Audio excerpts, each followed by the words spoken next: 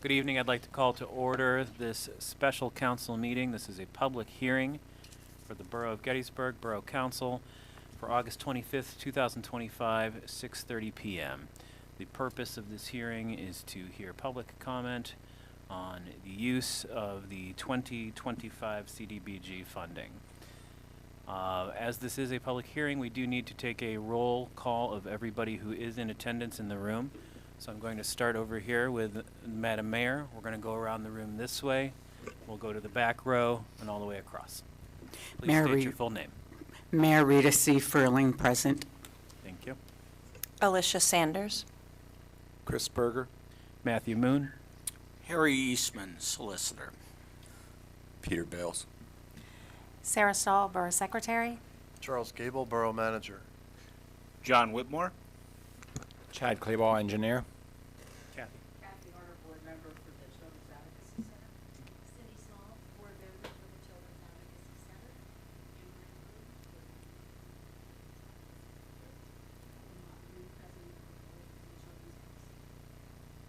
President. Thank you. Thank you.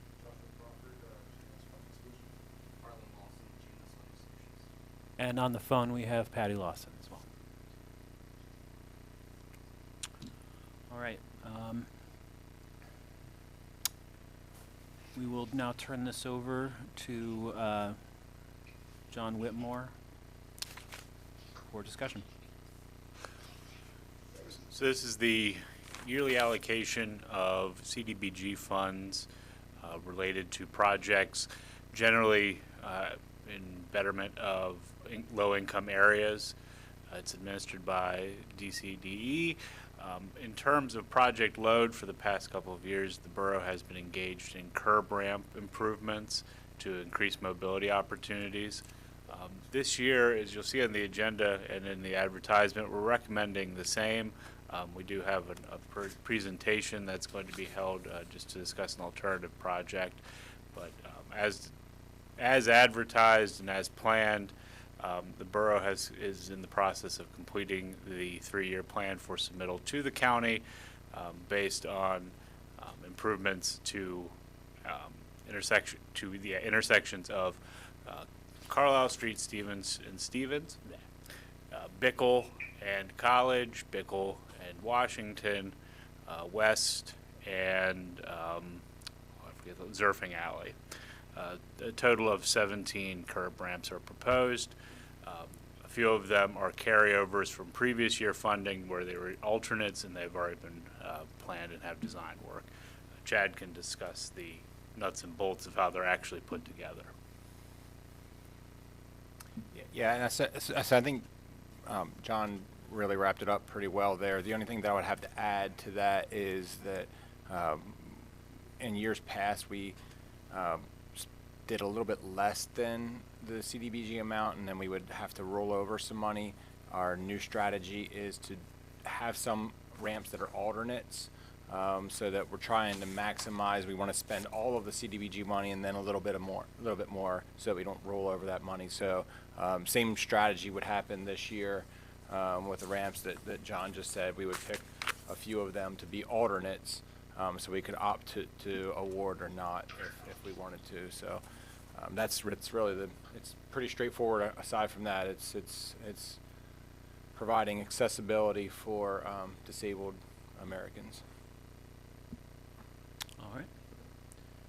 And then, are we ready to move on to the alternate proposal? All right. So, folks, I understand there's an alternate proposal. Please use the podium, use the microphone if you don't mind.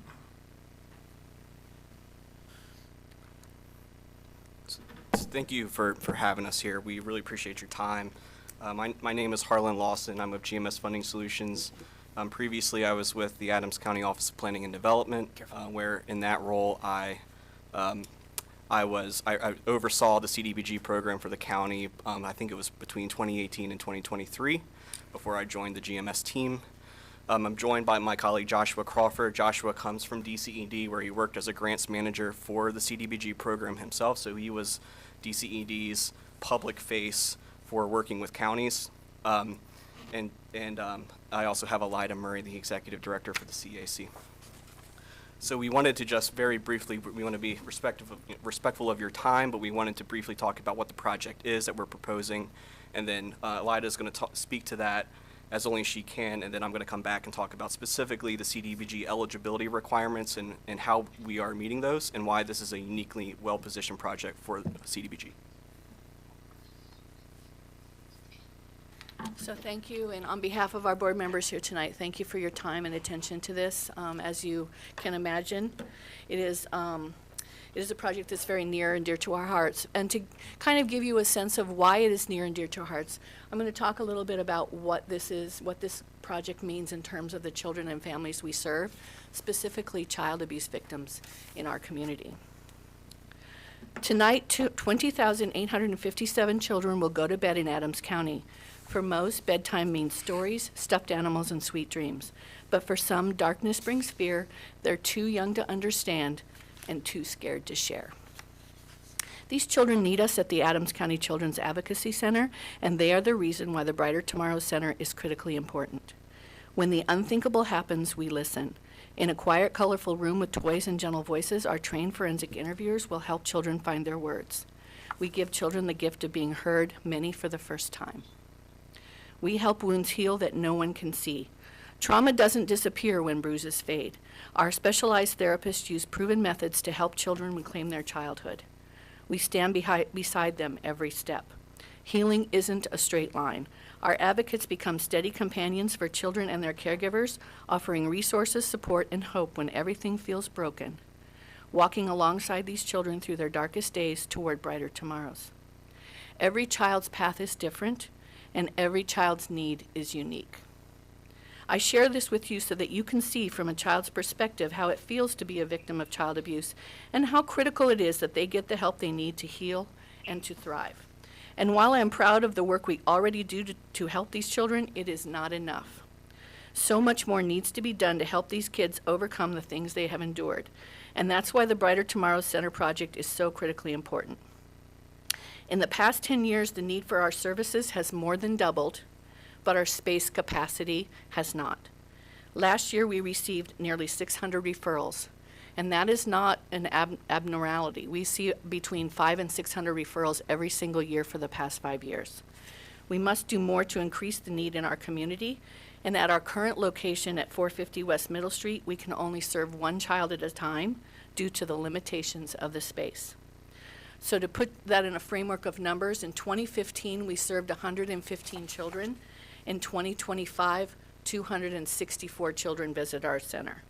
And while the center serves all of Adams County, 25% of all the referrals that came to our center were for children living in the Gettysburg Area School District.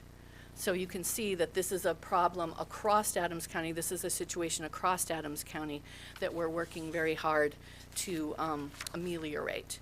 So the first slide you see is the family waiting room at our proposed Brighter Tomorrow Center. You can see there's a lot going on because that's what we want to see happening. We want to see multiple families come into our center, multiple caregivers supporting their children. We even have our Crusader Comfort Dog here. He's one of the ways in which we help to make children feel safe and secure when they visit us. So we acquired the Brighter Tomorrow Center at 224 Baltimore in 2021.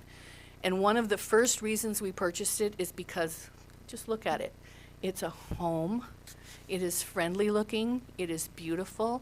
And this helps our kids say, okay, I think it might be okay for me to come here. I think this might be an okay place for me to tell about what's been going on in my life. And that maybe, just maybe, I'll get the help I need. So when we talk about that and we turn in terms of facility renovations, we need more space than we have. Currently at 450, we have about 1,400 square foot that we can use for direct support services space. That's 1,400 square foot. On the 3 floors of the Brighter Tomorrow Center, the expansion will give us 5,640 square feet to work with. So just imagine what that can mean to our kids in terms of expansion of services, the variety of service that we can offer. Because again, each child's needs are unique and each child's path is different. But we're talking about child child abuse investigation work. We're talking about forensic interviews, medical exams, clinical care, mental health services, and education for caregivers and support groups. Those things are really important because what we're finding in Adams County is that child abuse is generational. Many of the families that come to us, their caregivers were them themselves victims of child abuse. So we're trying to overcome generations of abuse in our community. So when we talk about first floor renovations specifically, there's a lot of space geared towards child and family services. So we have a front lobby that you see here. It's important to us to do two things, preserve the historical component of the Queen Anne Victorian component of the building, but also to bring it into the future to better meet kids' needs. We have the opportunity to have more than one forensic interview room, in this case two. That's 100% more than we have now to work with, but also those forensic interview rooms can double as mental health suites, and that's the way in which we can expand our mental health services for kids. The family advocacy meeting room, that's so families can talk in a private setting with our advocates to meet their needs. This is pretty critical because to put a face on it and a statistic on it, the average ACEs score, or Adverse Childhood Experiences score, of the kids who are visiting our center for the first time is 5.04.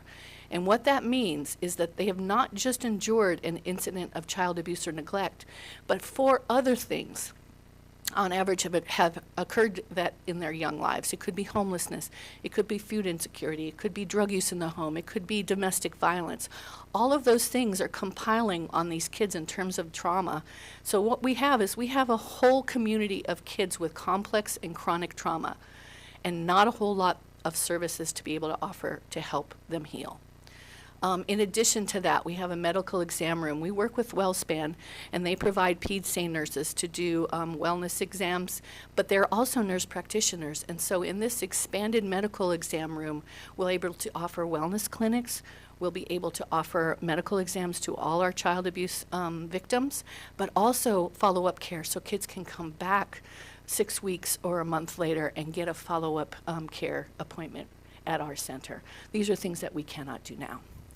A family gather room, again, you saw that on the first slide. But also, along with all this, we have space at the front of the building to be able to offer our multidisciplinary team, our multidisciplinary investigative team partners, our first responders of child abuse allegations, meeting space and training space, and also be able to offer that to other community child-serving professionals so that they have more information to better serve our kids who are facing this trauma. And finally, the final thing is an outdoor healing garden, because sometimes kids, they just need a quiet place to be. Nature is a wonderful healer, and so having that is a real bonus to us, something that we do not have now. But we still have a second and third floor. We've done all that on the first floor, and we still have 2 and 3 to go. So on the second floor, there's a mental health suite. That's a large expanded space for art and play therapy, as well as our evidence-based treatment programs specific for trauma. A second family gathering room. We have a few staff offices. I can tell you I'm not really a big fan of staff offices because my staff should be working directly with kids. So they're all going to be running around on the first, second, and third floors doing that. And then finally, a meeting space. Sometimes our kids need breakfast. Sometimes our kids need lunch. Sometimes they need both. There's snacks available. Sometimes a caregiver just needs a quiet place to sit with an advocate and a cup of coffee. Those are all things that can happen in that meeting space and cafe. Also, our MDIT partners, our first responders, they don't often get a chance to sit down with a cup of coffee and talk to a family or talk to a caregiver. That's a place where that can happen as well. And we haven't even talked about the third floor yet, which is the support group space.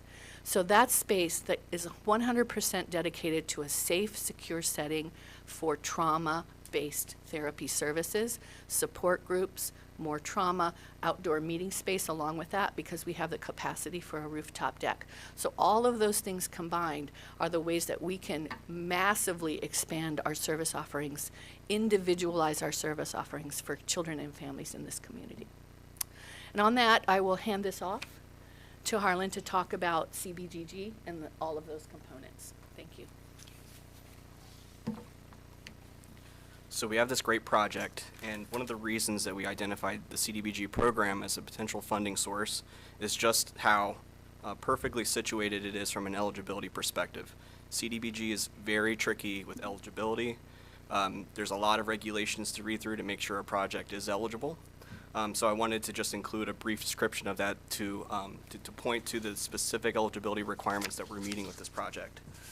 So very basically, as John mentioned, the CDBG, or projects that are eligible for CDBG funding, need to comply with a national objective. And one of those national objectives is to benefit low to moderate income populations. There's a category under that overall umbrella national objective called the limited clientele category. And people with mobility disabilities are one such limited clientele population. That's why curb cuts are something that's eligible for CDBG. Along with that are presumed benefit populations that by their nature are considered to be low to moderate income people, or a low to moderate income population. And abused children is one such. So we have a specific CFR that relates this to the provision where a clientele that is generally presumed to be LMI. Presumption covers abused children, battered spouses, elderly persons, and a couple other populations. So we have we have a facility that is limited to providing services to an eligible population, which is really the first crucial part of an eligible CDBG project. One of the other things that when we actually are applying to the CDBG program, I only have said that acronym a million times in my life and I still mess it up. You actually need to put down a specific code, an eligibility code that relates to a very specific type of eligible project. Normally when we have these projects, we try to fit them in where we feel like they best fit in order for us to be able to provide a justification. There's a very specific code for this type of project. The description of that code is acquisition, construction, or rehabilitation of daycare centers, treatment facilities, or temporary housing for abused and neglected children. So we have a treatment center for abused and neglected children. We have a specific code that this project instantly meets regarding eligibility. The next thing I wanted to talk about is the CDBG competitive programs. This is something that I had a chance to give a brief overview to the staff here for. It's a separate program under the umbrella CDBG program, but it's separate from the normal allocation-based program. So every single year, I believe 12%, or maybe it's approximately, or an average of 12%, but approximately 12% of the state's total CDBG allocation is set aside and put into a separate pot for a discretionary competitive CDBG application.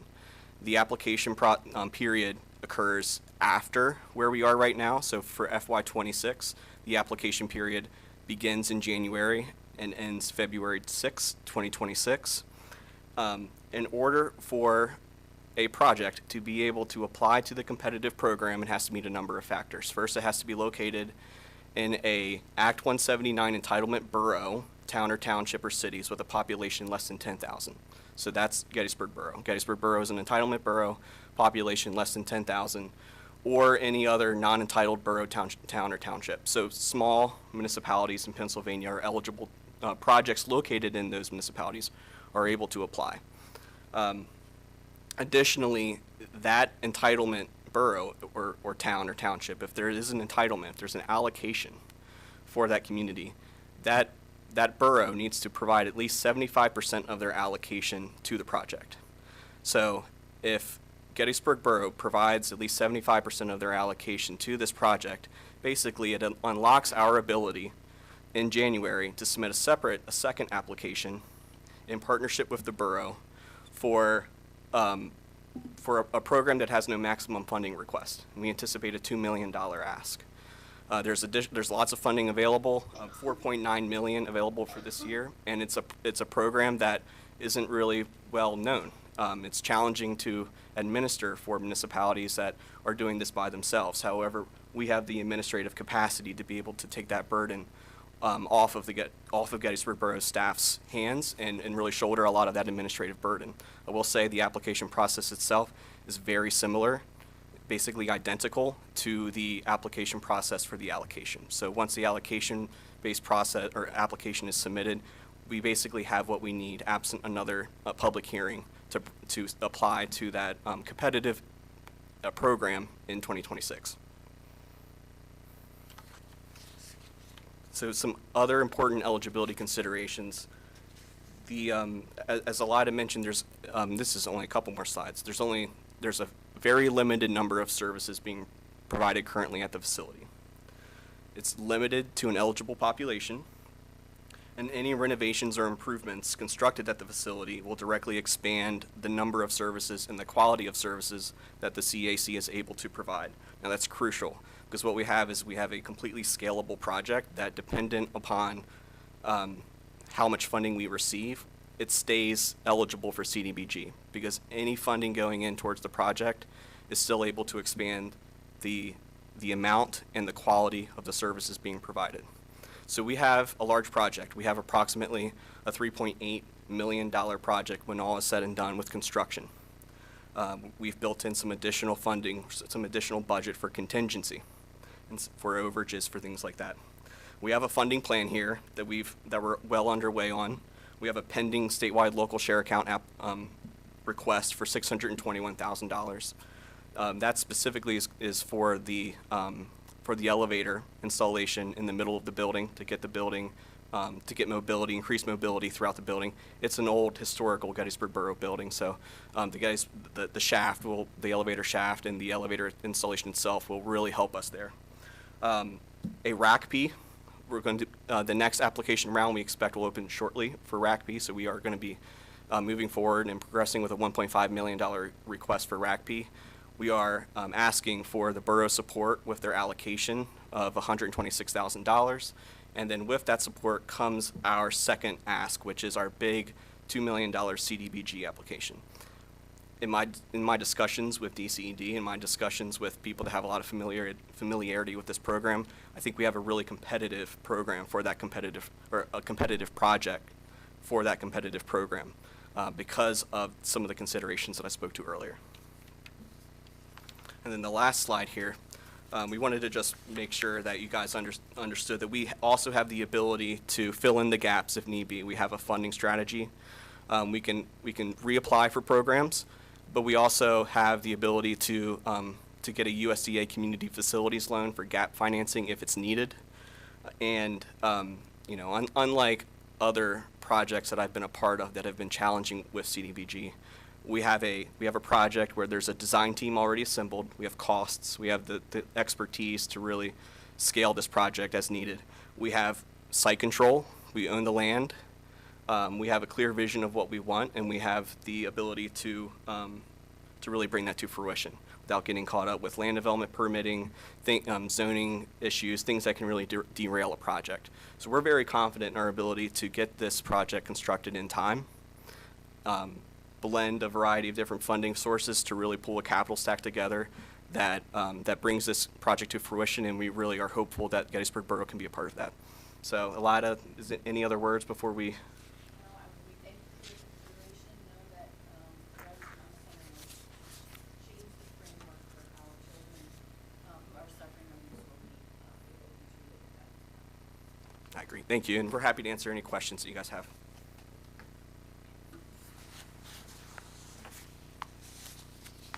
All right, thank you.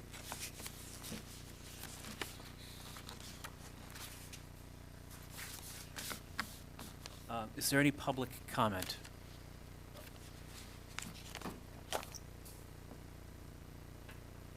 All right, seeing none, we will adjourn. Thank you.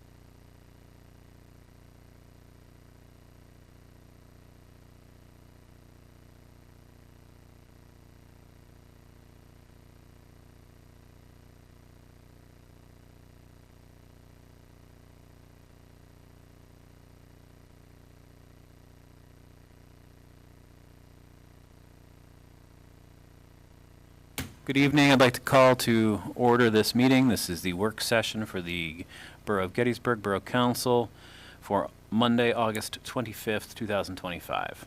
I don't have any opening remarks.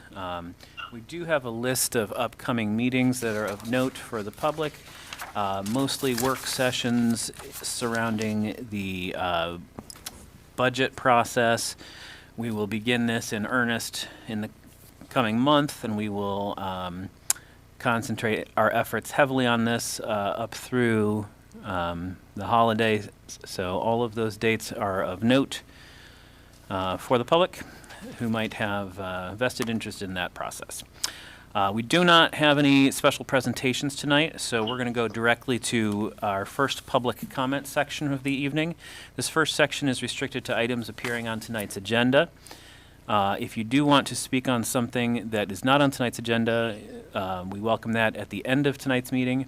This first segment, though, is restricted. We ask that you use the podium, speak it into the microphone, and we need your name and address of residence, please. Is there any public comment?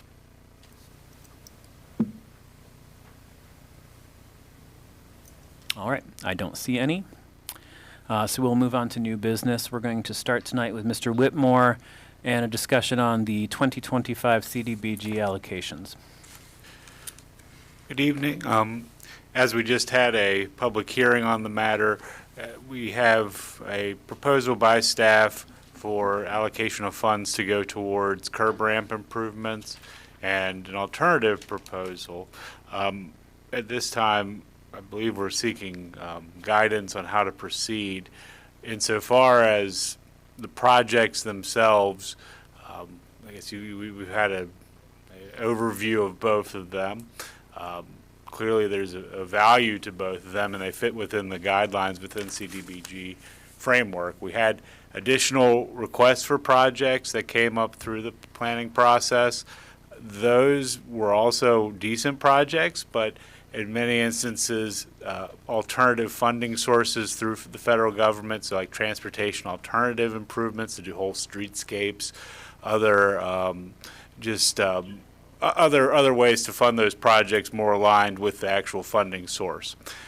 As it relates to the curb ramps, we have a process that seems to be working. We're able to achieve those curb ramps, but we've also identified in the planning, the 3-year plans, that we are eventually going to run out of curb ramps.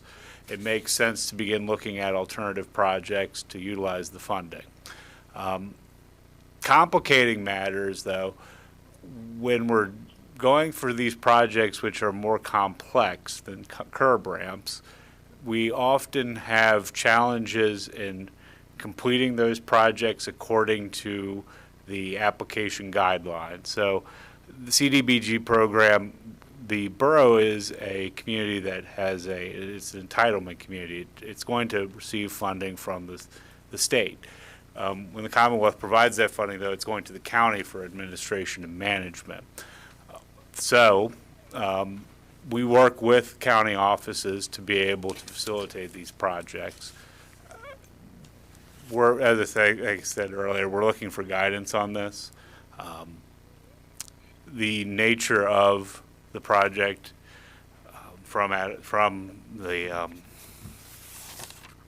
the nature of the project is such that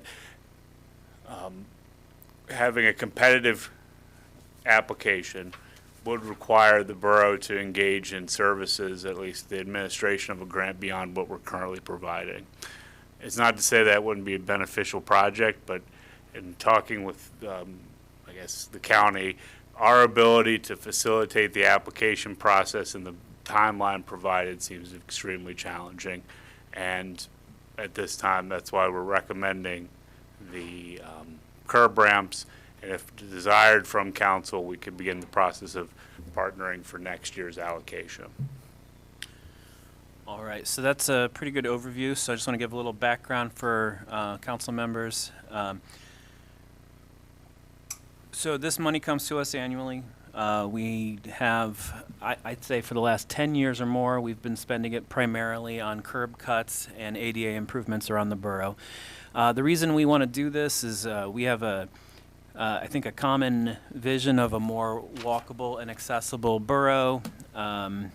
We have a moral, legal, and ethical obligation, even apart from the ADA, to make sure that our streets are accessible to the people who live here and visit here. We are compelled by the ADA of 1992 to make improvements such as this. Unfortunately, the ADA did not give us a timeline for when to complete this stuff, and also it didn't give us a funding stream. So it's really contingent upon us to create our own funding streams when we talk about making these improvements in and around the borough. So for a long time, we have utilized these funds to do just this, to create a more walkable and accessible borough. So with the presentation given tonight, which Mr. Whitmore tells us does qualify under the guidelines for CDBG funding spending, we have another proposed use. And I will tell you, in the time that I've been here, we have not had a lot of proposed alternate uses other than ADA construction. Chris, I'm sure you've had a similar experience.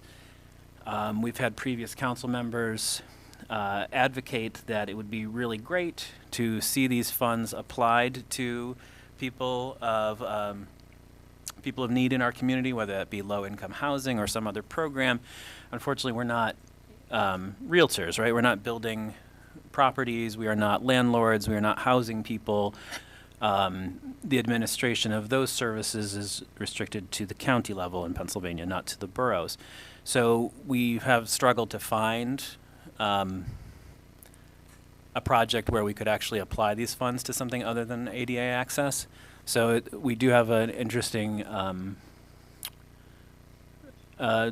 discussion point here tonight, whether we want to continue as we have, working on our own infrastructure, which benefits the entire community and our visitors, or do we want to allocate these funds to something that perhaps we consider also worthwhile, that is also going to serve communities in a different manner. So at this point, I think we would open that up to discussion. I got a question for John. Is there an option to split this at all? There is. That makes it a little more complex. I believe that organization could speak to their capital needs. I believe it was in the $80,000 range minimum. That would present roughly $40,000 that the borough would still have to potentially use for curb ramps. The issue, though, it's not exactly just one-for-one putting in curb ramps at a set cost. It becomes the engineering associated with those ramps and the actual, like, the cost savings from doing multiple ones as opposed to fewer amounts. So we wouldn't necessarily get as good of a bang for the buck, so to speak, but it would be possible. Yeah, I would echo John's responses there. You can do it. $126,000 is a lot of money to you and I, but in the world of construction, you just don't get that much done. If you start splitting that baby up, it's just not much. You know, your curb ramps are 10 grand a piece, so you just don't get that much of a project. And if you start putting a lot of money into the design efforts and the bidding requirements that are required with the CDBG, to split it up, it would probably not the wisest use of the funds, I would say. So I kind of agree with John's response there. I would just add to the allocation of CDBG funds is exclusively for construction, so the engineering piece to that, if you remember, is always budgeted in the general fund. So it's not just that we're spending $126,000, we're spending a little bit more than that, some of which is budgeted in the general fund because engineering costs are not a permissible expenditure for CDBG. Discussion. It does sound like a wonderful project. Thank you for the presentation. And it certainly would fit a real need for our community. John, you said that it would be difficult to administer this within a year. Can you expand on that and explain some of the difficulties and So with the entitlement status, the county currently administers every general aspect of the curb ramp project. That's pretty strenuous in terms of wage requirements, reporting requirements for contractors, just the nuance of federal contracting. It's an administrative burden. The added complexity of the other project presents the being part of a capital stack, so we're one of multiple funders. Being able to clearly delineate those funders, it's just you're dealing with multiple partners, so there's a partnership that it creates a challenging atmosphere, getting everyone aligned and whatnot. It's not to say it can't be done, but it does create some challenge. On top of that, though, there is the competitive CDBG element. As such, the county would not administer that aspect of the project. The borough would have to. It's our understanding that the challenge then for the county is that they have an entitlement project that's then tied to a competitive project. In the event that the competitive project doesn't exactly work out in accordance with the previous county's approved method for distributing funds and method for administering the grant, that creates conflict with the Commonwealth. It's something that it creates a much more different, I guess, individuals and agencies reviewing application as opposed to the current rather streamlined process we have now. That's why, in terms of working with the applicant over a year's time, we'd probably be in a better position to have firm answers on all of the parts of the application process that the county wants to see so that they're able to sign off on the overall project.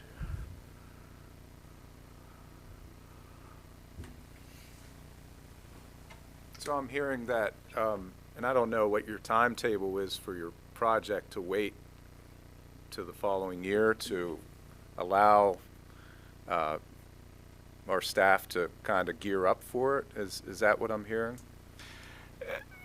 It's just that we have a deadline of roughly October 1st to have a turnaround to the county and have an acceptable product for the county to review. We're not exactly sure that we'd be able to fulfill that to the satisfaction of the county at this time. In terms of the mechanics of actually spending the dollars, like, I mean, my understanding is there's a delay. You know, it's not a, we're not going to spend the award we're given this year, or next year. We'll spend it in the 3 or 4 years. So, for example, the funding we spent this year on the Washington Street project was, I believe, $22, right? 21 and 22. 21 and $22. And this was the soonest we could spend those dollars too. Were these funds to be allocated to the project for the Children's Advocacy Center, would that delay be kind of the same for them, or would they be in a position to take funding in a more streamlined capacity? I imagine that the project could, when you're dealing with larger capital stack, you can have things scheduled a little bit to run. You have a longer runway to have a project complete. I don't necessarily want to say that it would be longer or shorter, but I don't think it would be unusual for it to be just as long as we're currently experiencing. So yeah, in the neighborhood of 2 to 3 years wouldn't be unusual.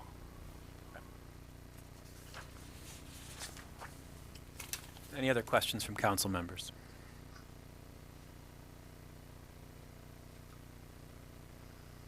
Okay.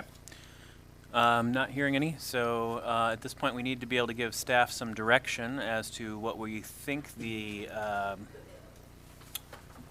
dollars should be allocated for. So I need to hear people's positions, please. Anybody want to start?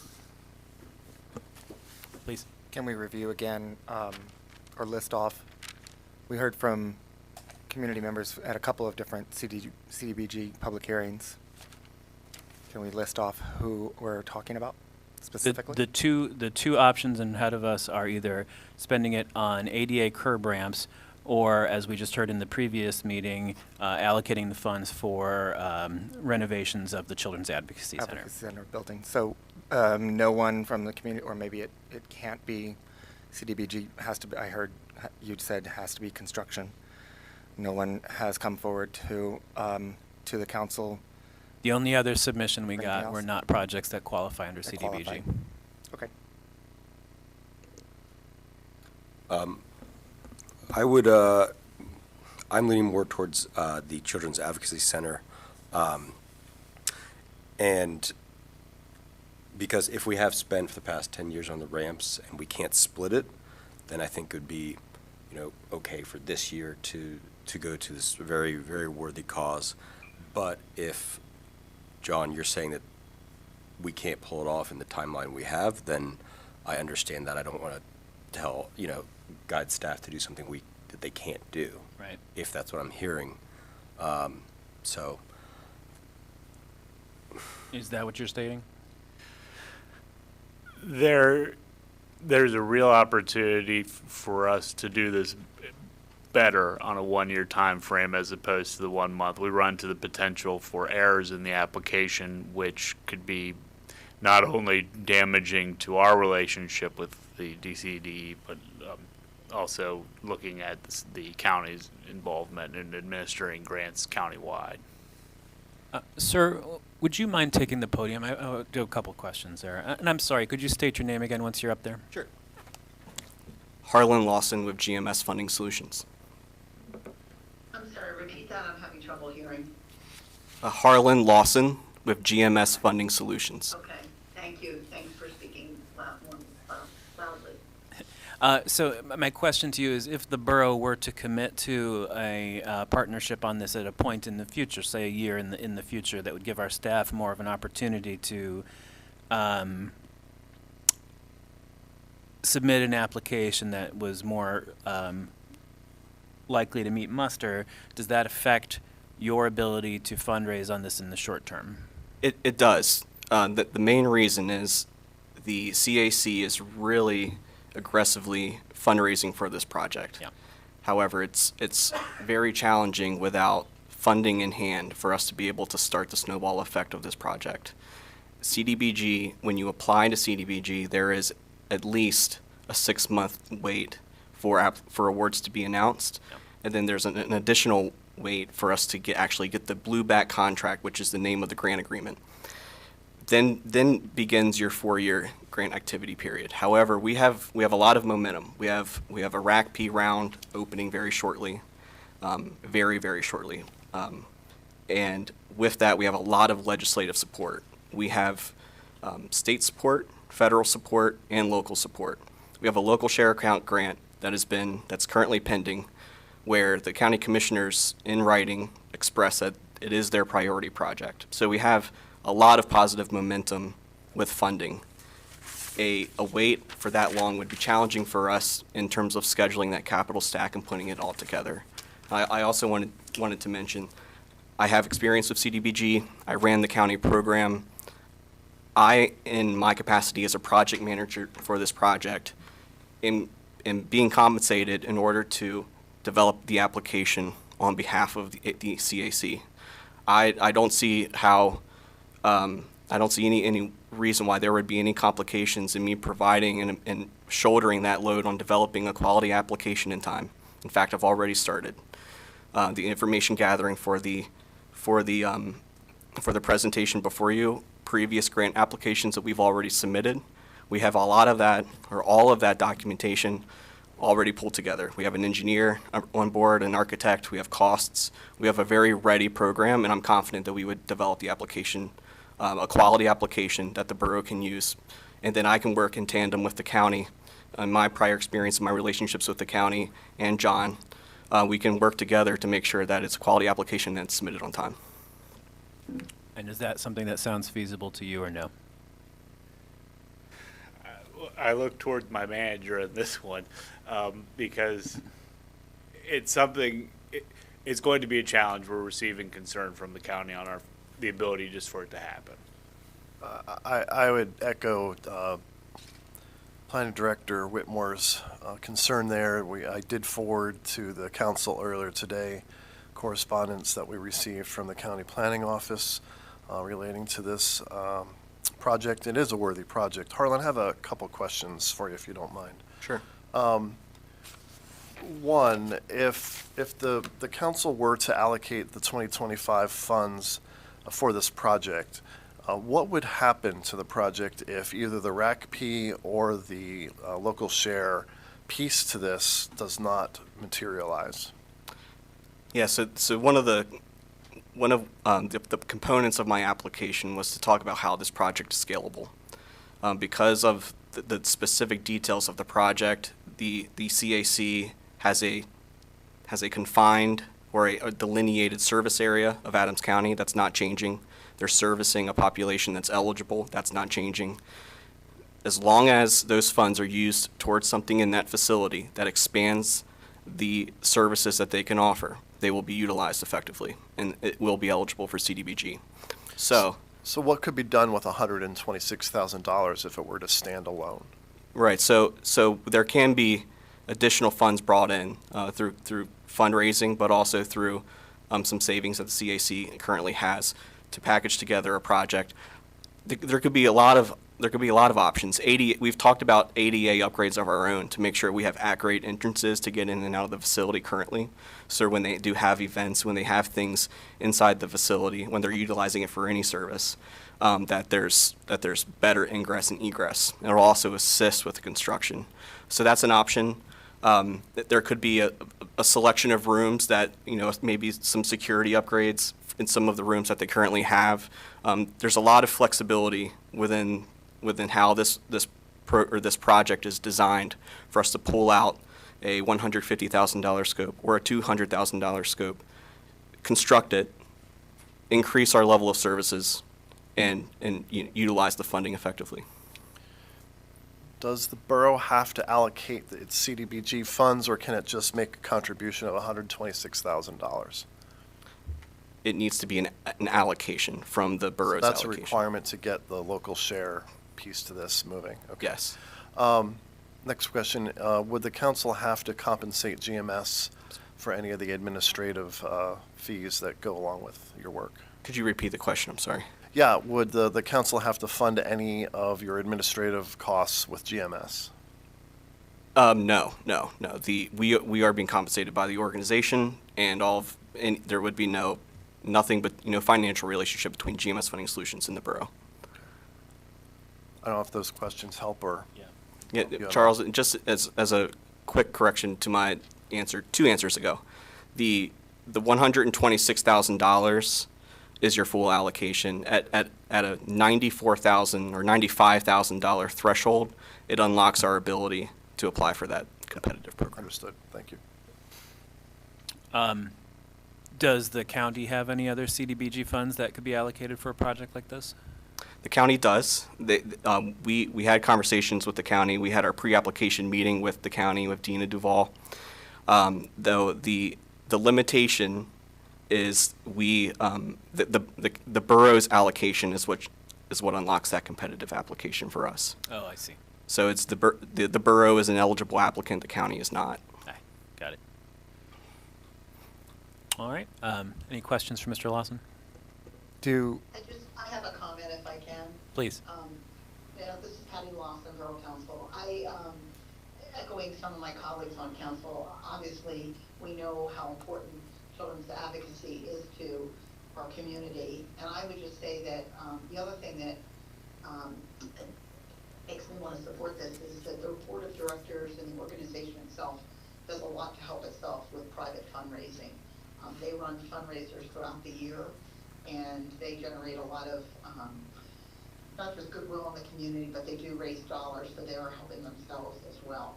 And I certainly appreciate those efforts. Thank you. Great. Any questions for Mr. Lawson? Just one after this first question to the manager. Do other boroughs in Adams County receive CDBG funds? There are only 2 direct entitlement communities. We are one. I believe Littlestown's the other. Are we approaching Littlestown as well? No, because it's Gettysburg Borough's allocation specifically, because the facility is located in Gettysburg borough. Borough. It's Gettysburg Borough's allocation that unlocks the ability for that Even though it's application. an organization that serves the whole county? That's correct. Thank you. All right. Any other questions for Mr. Lawson? All right. Thank you for Thank coming you. back up to the podium there. Council members, we need to figure this out today, so I do need to hear more opinions, please. I echo Mr. Bales. I support the Adams County Children's Advocacy Center. I think it will be a challenge. Since I've been on the council for many years now, it's always been the curb cuts, and it's a streamlined process, and it's a good program, but it sounds like you've done a lot of legwork, and I'm willing to see you guys through on that. I wish you luck, and I support what they're doing. Alicia? I support it as well. I think it will open the door for other organizations in the future to come out from the public to speak at public comment or request to speak at the CDBG meetings. I would also think that construction of something like a splash pad, it's still construction, so I encourage the community to think about that for the rec park for the future, but I am in support of this program. Alicia? Yeah, I'd like to echo Patty's or council person Lawson's sentiments. The Adams County Children's Advocacy Center has been doing a tremendous job doing their own fundraising, and I think it would be a great opportunity for us to unlock the $2 million that could be on the table in January 2026. And Patty, am I understanding correctly that's what you would lean towards as well? I'm sorry, repeat that, Matt? Do I understand correctly that you'd be leaning towards the Children's Advocacy Project? Yes, absolutely. Thank you. All right, I think we've got what we need there for direction. It sounds like the great preponderance of council here would really like to support your effort here. Thank you for bringing it to the borough's attention, and we're hoping for success in the entire campaign. All right.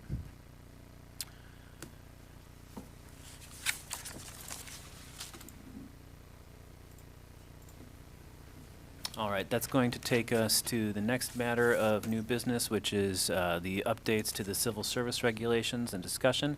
I'd like to welcome to the podium, please, our friend Dave Sanders, as well as our Director of Human Resources, Marie Guerrero. Ocasio. Figueroa. Oops, sorry.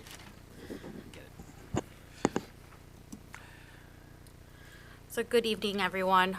So after following some updates to the borough ordinance, the Civil Service Commission was tasked to review the civil service regulations as it relates to the hiring process for the chief of police. I don't know if you guys have the civil service regulations, but the review was to make sure that the civil service regulations aligned with the ordinances that we changed, and to maintain flexibility in reinforcing the standards for the hiring for this next leader. Some of the key changes here.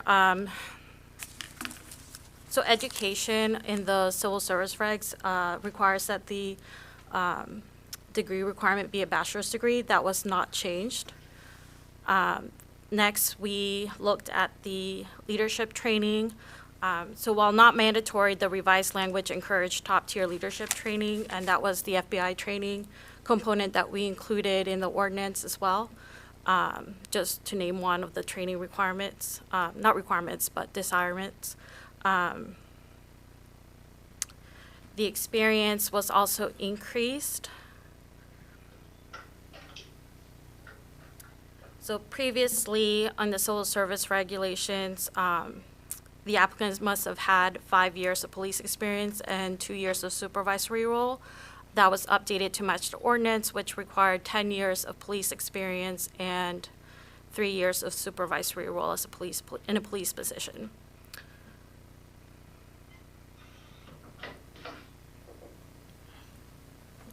And then the rest of section 3.9, the general qualifications for the police chief, it was just updating the language around section 1184 framework, which gave council the option to appoint the chief of police outside of the civil service process. The background investigation language was also updated that if the candidate was not employed by the Gettysburg Police Department, we would be required to do a background investigation. And it also clarified the essential functions, directing us to look at the job description and the Borough Code ordinance. The other sections that were reviewed was section 5.4, which also clarified the appointment authority for council, and section 6.1 and 6.2 also updated that language. Section 6.3, which it's in regards to the disciplinary actions, was clarified, explaining that section will not apply to a police chief that was appointed by the Borough Council outside of the examination process outlined under Borough Code 1184. Does anyone have any questions? Dave Sanders is here, and he can provide additional clarification. All right, so just to refresh everybody's memory, this is a process we started at the beginning of the summer. This was an effort to contemporize our civil service regulations and make sure that they're consistent with the ordinance. As we are about to begin the process of hiring a new chief of police, we wanted to make sure that both of these documents agree, and that we will be moving the hiring of the chief of police outside of the civil service process. So these are the changes that were addressed here. Does anybody have any questions or comments?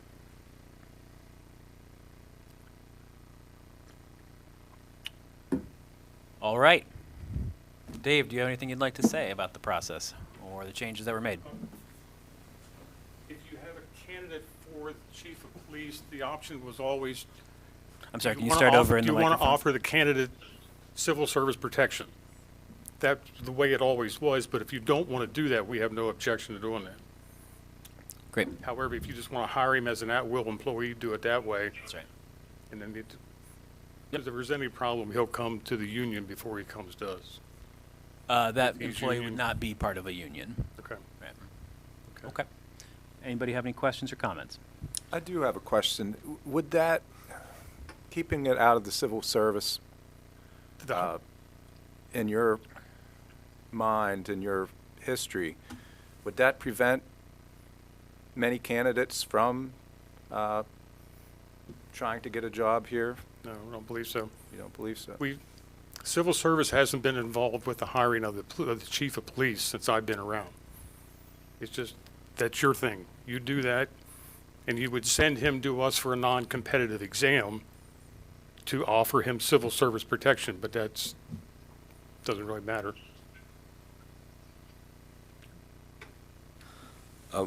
What was the thought process, or was it discussed as far as the keeping the education requirements?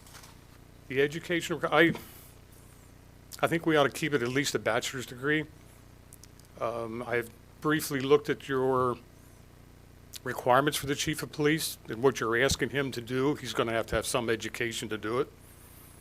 If you want him to take some courses at the FBI Academy or Northwestern University, they got to have a bachelor's degree to get in to take those classes. They are upper level college courses that they're required to take, that you're asking for them to take. So you're going to have that bachelor's degree at least.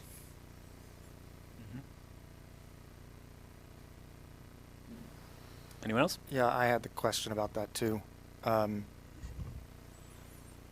What exactly are those that we're asking? What exactly are the FBI training that this chief of police would need? So we don't require that, but it is a suite of trainings that is offered by the federal government on leadership and emergency response. And we do have at least one officer who has gone through those programs. They're very high level, very informative programs that prepare people for enhanced operation in the field, as well as teaching them skills for how to better administer command positions within a department. We're not requiring those, I don't believe, right? No, we don't require those, but we could send people to take those if we wanted to. The only educational requirement that currently is in the ordinance, which we are proposing to keep in the draft that we'll be voting on next month, is to retain the existing bachelor's degree requirement. Is that still open for discussion? I mean, we voted to advertise the ordinance already, right? That was when we were discussing it.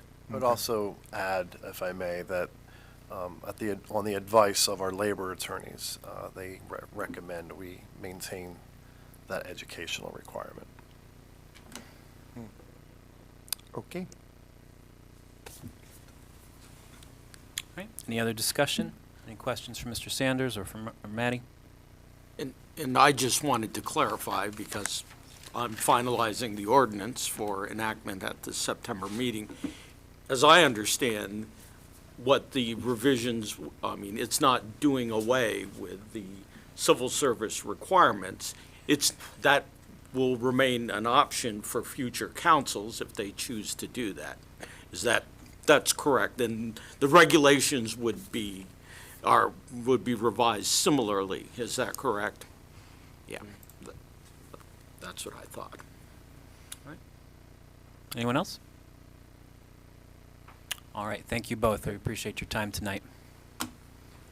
That's going to take us to our current and old business. Tonight is going to be our first stab at the comprehensive rezoning review.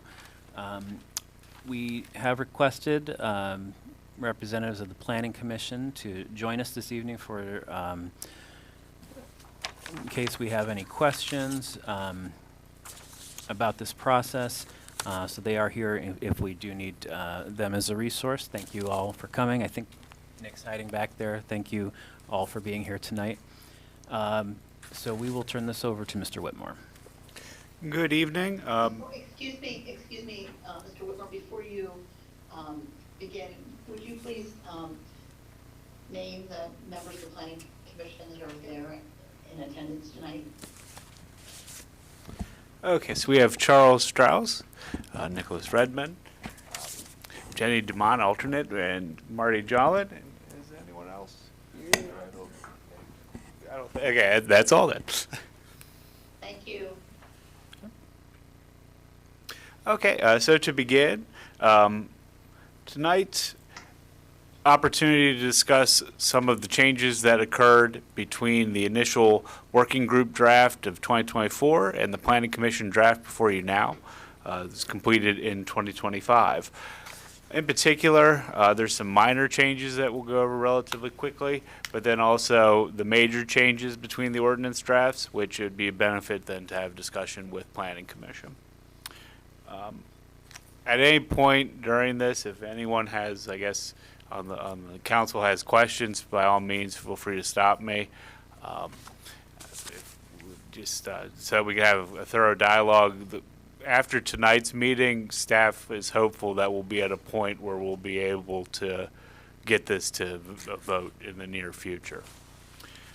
In particular, we'll start with going back to a very hot topic, honeybees and chickens. This was something that we had initially placed into the ordinance in working with Troy Truax, who spoke last month. We should be encouraging uses in terms of providing uses. We're under a requirement that every use is provided in the zoning ordinance. So honeybees and chickens, the keeping of those in residential areas was explored in the process. We do have ordinances currently within the borough, in particular Chapter 2 animals. It appears in 1936, 1937, there were some problems with agricultural land uses occurring and agricultural practices in the borough. So both keeping of honeybees and chickens is already outlawed.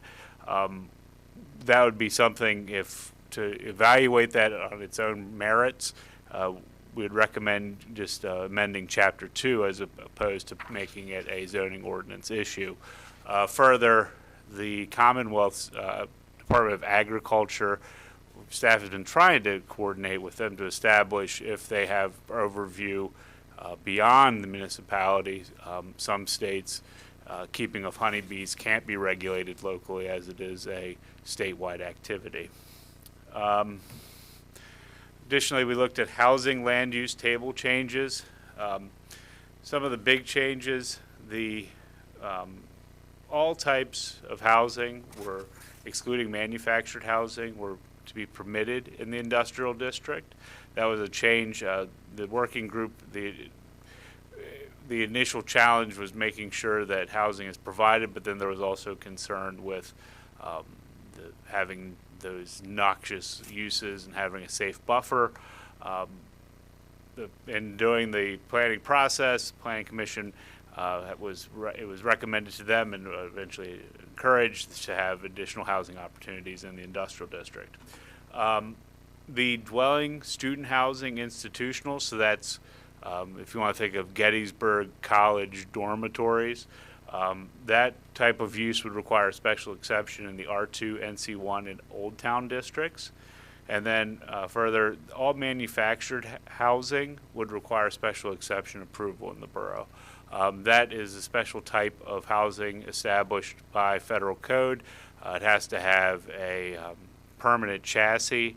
Now, as there becomes an issue when you actually have a manufactured home, and this is something that came up during the working group, you can still create it, turn it into a dwelling unit, a single-family dwelling. It's a process whereby you put it on a permanent foundation in addition to still having the chassis. It's not something that we're experiencing in the borough, and there's other provisions in the ordinance that discourage that type of land activity when there are other housing opportunities available. Additionally, there was a lot of discussion regarding lodging land uses.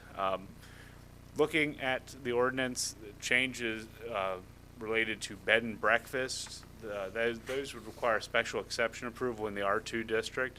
One of the things that the working group did in creating the allowance for some lodging uses in the residential areas was to encourage some of the larger housing stock to still remain practical use as at least some form to avoid said housing being demolished for alternative housing opportunities, so like having an apartment building as opposed to one of the larger houses. Hotel would be a permitted use in the NC3 neighborhood commercial district. Hotel and inn uses would be required as special exception approval in the industrial district. And then temporary shelter facility, that would require special exception approval in the R2 district. Commercial land use changes. Recreation facility public will be permitted in the general commercial and industrial district. The vape store will not be permitted in NC2 historic neighborhood commercial district. Event venue will be permitted in the NC1 district, and general service uses will be permitted in the NC1 district. General commercial service uses are those smaller scale general retail activities. When you think of most of the activities, or at least the commercial activities occurring in the Old Town district, those would most likely fit into the general commercial service uses. Further, medical clinic, that would be provided in the general commercial district, allowed in the Old Town Revitalization District with special exceptions. That's an expansion. Microbrewery was expanded to the Revitalization District with special exception. Neighborhood retail and neighborhood service were removed as being uses as they were duplicates for other established land uses. Pawn shop was removed from the NC1 district. Self-storage facility was removed from the Revitalization District. and tour operator became permitted in the civic institutional district and were be allowed with special exception in the NC 1, 2, 3 general commercial, old town revitalization, institutional, and industrial districts. So I just went over a whole lot. Additionally, accessory dwelling units would require special exception approval in the R1 district, and helistops would not be permitted in the CI, that's the civic institutional district. So to generalize all of that, there's additional opportunities for housing that have occurred as a result of the changes from the working group to the Planning Commission draft. There's additional hotel opportunities with more limited bed and breakfast opportunities. There's additional recreation, entertainment, tour operation, medical, and business land use opportunities. And there are fewer pawn shops, smoking establishment, and self-storage land uses. Other text changes, we cleaned up language related to build to line to establish a general front yard setback standard for structures as opposed to like a dead zone in someone's front yard where they can't do anything or put anything. Community development objectives were expanded as K, L, and M as provided in the slide. And then getting to the more, I guess, meaty subjects, we're going to turn our attention now to the NC4 district. The NC4 district was created. This was created by the Planning Commission. It took quite a few months of discussion to establish changes to this corridor. It had initially been proposed as R2. These are 17 parcels. You have 3 single-story historic motel structures in the area. There are multiple larger 2 to 3 story residential design structures, but they're being utilized in a commercial use, mostly related to the Gettysburg College, and then there's 1 funeral home. The NC4 land uses were established based on the R2 moderate density residential use as the base, and then expanding opportunities beyond that. However, not going so far as to mimic the NC1 district. So the NC4 district is kind of in the middle between the low intensity neighborhood commercial and your moderate density residential. With that, all residential, lodging, and industrial land uses are the same as the R2 district. With the civic, institutional, and open space uses, library, museum, police, fire, EMS, and school, public or private, and they're permitted by right. All types of recreation facilities are permitted by right. In terms of infrastructure uses, we have transportation and essential services, wireless communications facilities, small, as being permitted by right. And those are the ones that go on telephone poles for small cell wireless. In terms of the commercial land uses, this is where there's an expansion. So we have convenience store, eating place without drive-through, event venue, family child care home, funeral home, general commercial service uses, long-term care facility, massage establishment, medical clinic, office uses, public market, and tour operator permitted with special exception. Community service is permitted by right. Accessory dwelling units, home occupations, and no impact home-based businesses require special exception, and child care center is permitted by right. So this would be something that I guess if the council desired to have additional comment, this would be a good opportunity to do so with the Planning Commission, as this was a relatively substantial change to happen between the drafted documents. Initially staff had recommended the R2 for the district. In terms of the land uses, we received comment during the process from Gettysburg College regarding the ability to market those properties along Carlisle Street for sale. There were multiple requests for additional land uses that were more, I guess, intensive, specifically drinking places and other types of non just business commercial uses. The Planning Commission is providing the recommendation to you for the NC4 district. In terms of the actual nuts and bolts and the practicality of what it will do for our review, we're only talking about 17 parcels, so the full development availability of this area is limited. There is the want to preserve the historic architecture in this area, though, so that's something that has been expressed throughout the process. So I'll pause at this point. All right, so I do have a question. Slide 12 says that recreational facility, commercial, private, or public are permitted by right. I don't see a definition of recreational facility in the definitions of the draft ordinance. Can you tell us what the full spectrum of activities that could entail? It specifically does not entail having a firing range or a shooting facility, but then otherwise it's the full gamut of any type of recreational activity that may exist or has existed. So I say may exist, pickleball is a great example of sports that can just come up. Basically, it's going to be any type of activity that can be justified as being recreational based. We would receive a request for a change of use to allow for such a facility. There would have to be an explanation on how it's going to be used in keeping with either some kind of general recreation scheme or some kind of like park use, something that would allow it to be established as an open space. Okay. Would it be possible to invite our friends from the Planning Commission up? Could you guys pull up some chairs at the table here, and if council has the questions about how we got to this, maybe we can just engage with you guys directly. Please and thank you.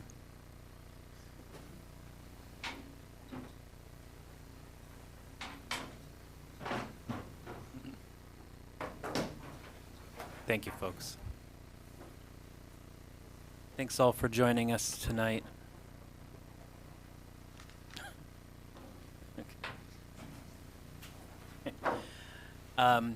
For the benefit of folks in the room and also those watching at home, if you guys could just pass this microphone back and forth, I think that would be most helpful.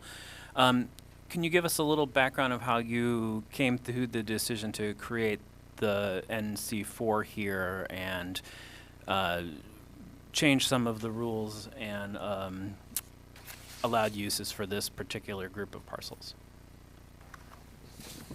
Just hand the whole thing over. Yeah. Charles Strauss, thanks for having us here. It's great to see all of you. I'll begin and then pass it down, whoever wants to pick up. The R2 residential district is just like the R1 in that it is primarily designated for residences. However, we also have commercial and not your standard type of residences permitted in the R2, to the point where some members of the R2 said, why is that? Why does R1 not have these, but we have them over in R2? And it seemed that by declaring this part of Carlisle R2 and then putting in commercial uses, that we were just creating more of that situation where there's a pretty steep divide with how you occupy R1 versus R2. So that led us to think maybe this area should not be R2. It should be a kind of hybrid commercial and residential, and then we can preserve key residential uses for the R2 and remove some of the commercial and put them into this new developed NC4. So that's the first thing. Responding to, I believe, the mandate that council gave us, which is to expand residential uses in the borough to improve affordable housing, but also to preserve those R1 and R2 as primarily residential. Therefore, needing another district, it was brought to our attention by residents, and through lots of discussion with Gettysburg College, that is a major property owner there, we arrived at this sort of compromise NC4 that is still residential but permits a limited number of commercial uses. That's how I recall that discussion, but. You think the NC4 limits commercial uses compared to R2? Yes. Okay. Yes. Okay. But not as So does the R2 allow for recreation facilities of any type, drinking establishments? So that is another, so let me nuance that. There were some particular thoughts about some of the historic homes in this NC4, this proposed NC4, that could be adapted into residences and certain types of commercial in a way that is unique to that stretch, that corridor of the borough, because of those existing historic structures. Right. As far as I think you asked Mr. Moon about how this came about, it was actually this name for it in this district was brought to us by a resident. It was not a creation by the Planning Commission per se, but it was one that was created by a resident and then discussed and ultimately adopted by the Planning Commission. So I think that this came after significant discussion of all of the zones, and then it was kind of proposed as a solution to some of the things my colleagues have mentioned at the very end of the discussion, and primarily based on feedback from a resident in the college. Okay. Anybody else have any thoughts? So I was on the working group. Nick was there. Charles and John and Chad were all there. Not for every single meeting, but for a great majority of them. One of the first things we undertook was, and I think this was laborious, perhaps you'd agree, was carefully dissecting the maps and trying to, preserve existing uses. I think there were situations where we added new uses to a property, but I think we tried pretty earnestly not to remove anybody's current uses, right? I don't know that we were 100% successful. It's a difficult puzzle to put together. I think we went through probably, 6 or 8 drafts of the map. But this stretch in particular, we did spend a little time on. I think we revisited this 2 or 3 times in that we did want to preserve the commercial viability of the former motel spaces were the college to want to sell them off. The structures as they exist can't be used for, under the ordinance as I understand it, and please, John, correct me if I'm wrong, can't be used for anything but what they are currently. They could either be a motel or they can be dorm space, but they could never be, for example, apartments without massive restructuring. Is that correct? Generally, yes. Yeah. So we did specifically try to cut that map in the border between R1 and R2 to protect those commercial uses for the resale of those clearly commercial properties. But I'm curious why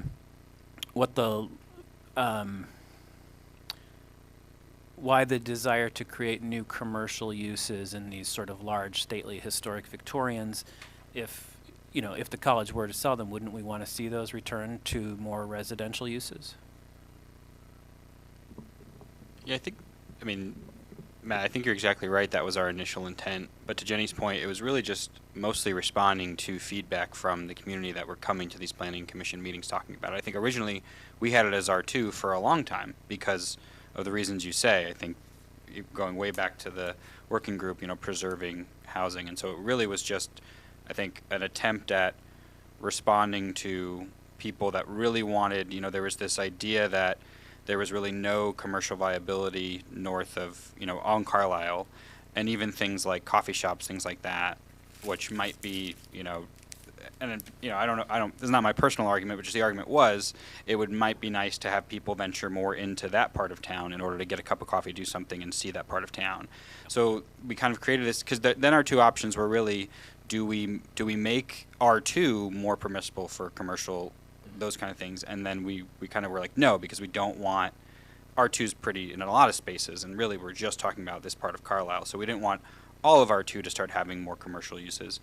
And then we looked at NC1, and we were like, well, what about NC1? But a big part of NC1 is driving as well. I think where NC1 was designated, it's on those corridors in and out of town, and so NC1 allows for a bit more of, like, food establishments with drive-through, for instance. And so we were kind of stuck of like, we didn't want to make all of R2 more commercial, but we didn't want to make this stretch of Carlisle kind of more commercial than it needed to be. We were kind of just hoping for that sweet spot of, a little bit more commercial viability without going too crazy. But I mean, to your point, I think it would really, I don't think it was anything suggested by individual members of the Planning Commission. It was kind of us trying to respond to the people that were coming to our meetings, the people that were emailing us.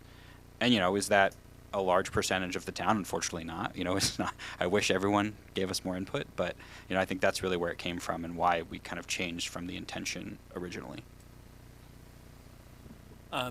So, I mean, I think, we would all like to have, the ability to extract more value out of a property we own than we put into it. So I can understand why an entity would want to be able to have the flexibility to resell a formerly residential property to have more commercial uses. Yet we have that same sort of impetus to not allow that in a lot of residential neighborhoods. What was the kind of timber of the discussion amongst your group here? I mean, a lot of us watched a lot of these meetings too, so we witnessed a lot of these conversations remotely. But what I'd like to hear, sort of your impressions as to how that conversation evolved for you to create sort of whole cloth a new zone with new prescribed uses. Did that make no sense at all?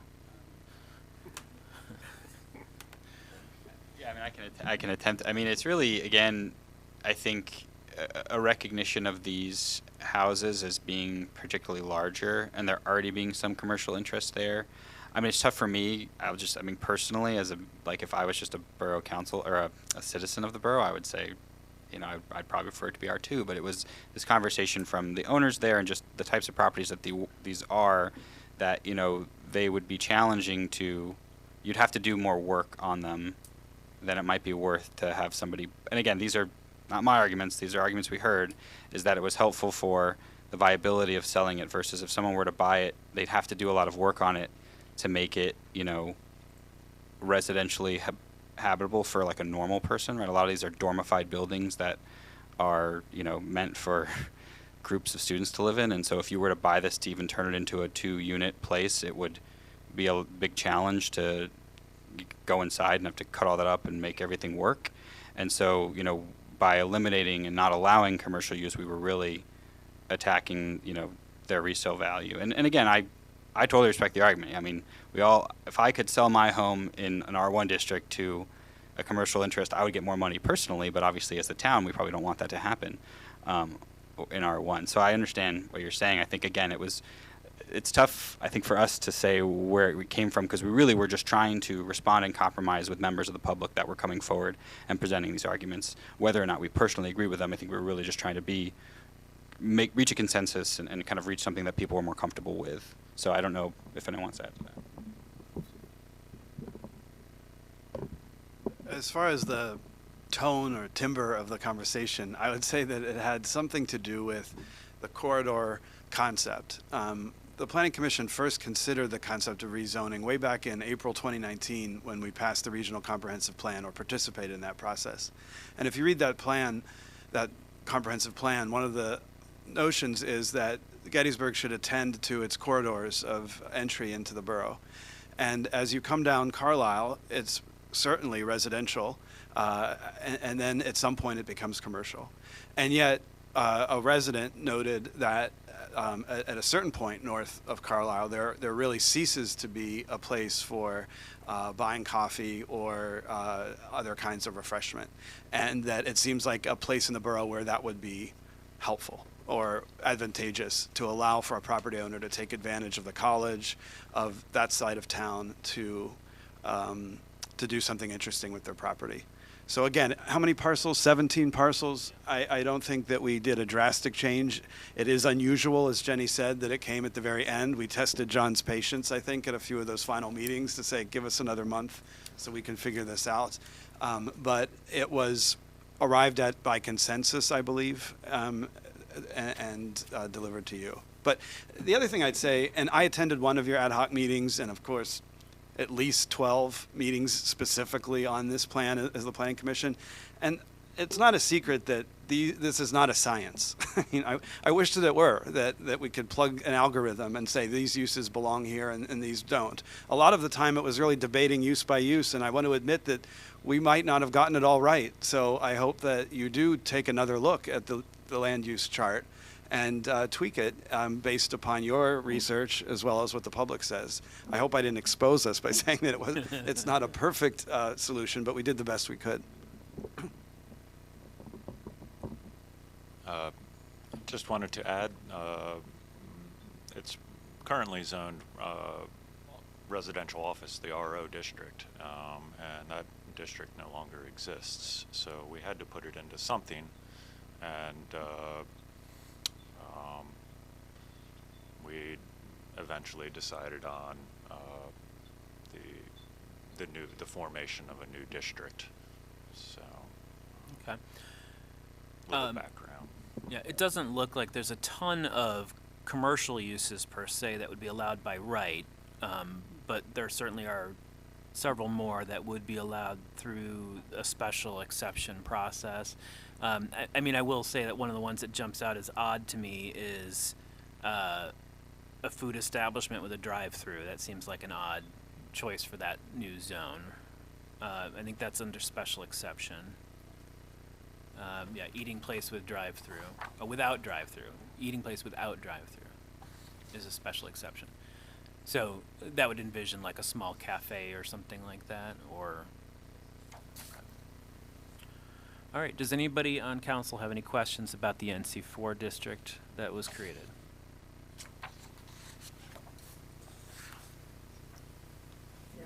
No.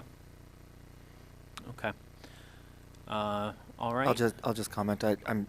We all appreciate all of the work that you've done on this, but what stuck out to me from Mr. Redmond was something about there are certain properties in that area that are they were at one time probably established to be rentals to college students. So there were several rooms, I would imagine, that were locks on each room, and several college students would live there. And then there became a time when the college changed some policy, and more students are living on campus than off. And so then that property owner is left with a lot of work that's going to have to be done, or yeah. So I can see that to have something viable for them, but also something viable for the town. And I agree. There is that area of Carlisle that we need something there. I did have a question outside the scope of this, or it was on a previous slide. It said to limit the B&B opportunities and maybe promote the hotels. Is that right, John? Is that what I saw? So yeah, as it relates to bed and breakfast in the R2 district, Mm-hmm. that was reduced, and there are additional hotel opportunities. In the NC3. Yeah, NC3. That's slide 5. Could you explain just kind of like the why of that? Or yeah, there was concern throughout the community in this process about residential areas being converted to short-term rentals. That's not unusual for concerns we've heard in the borough.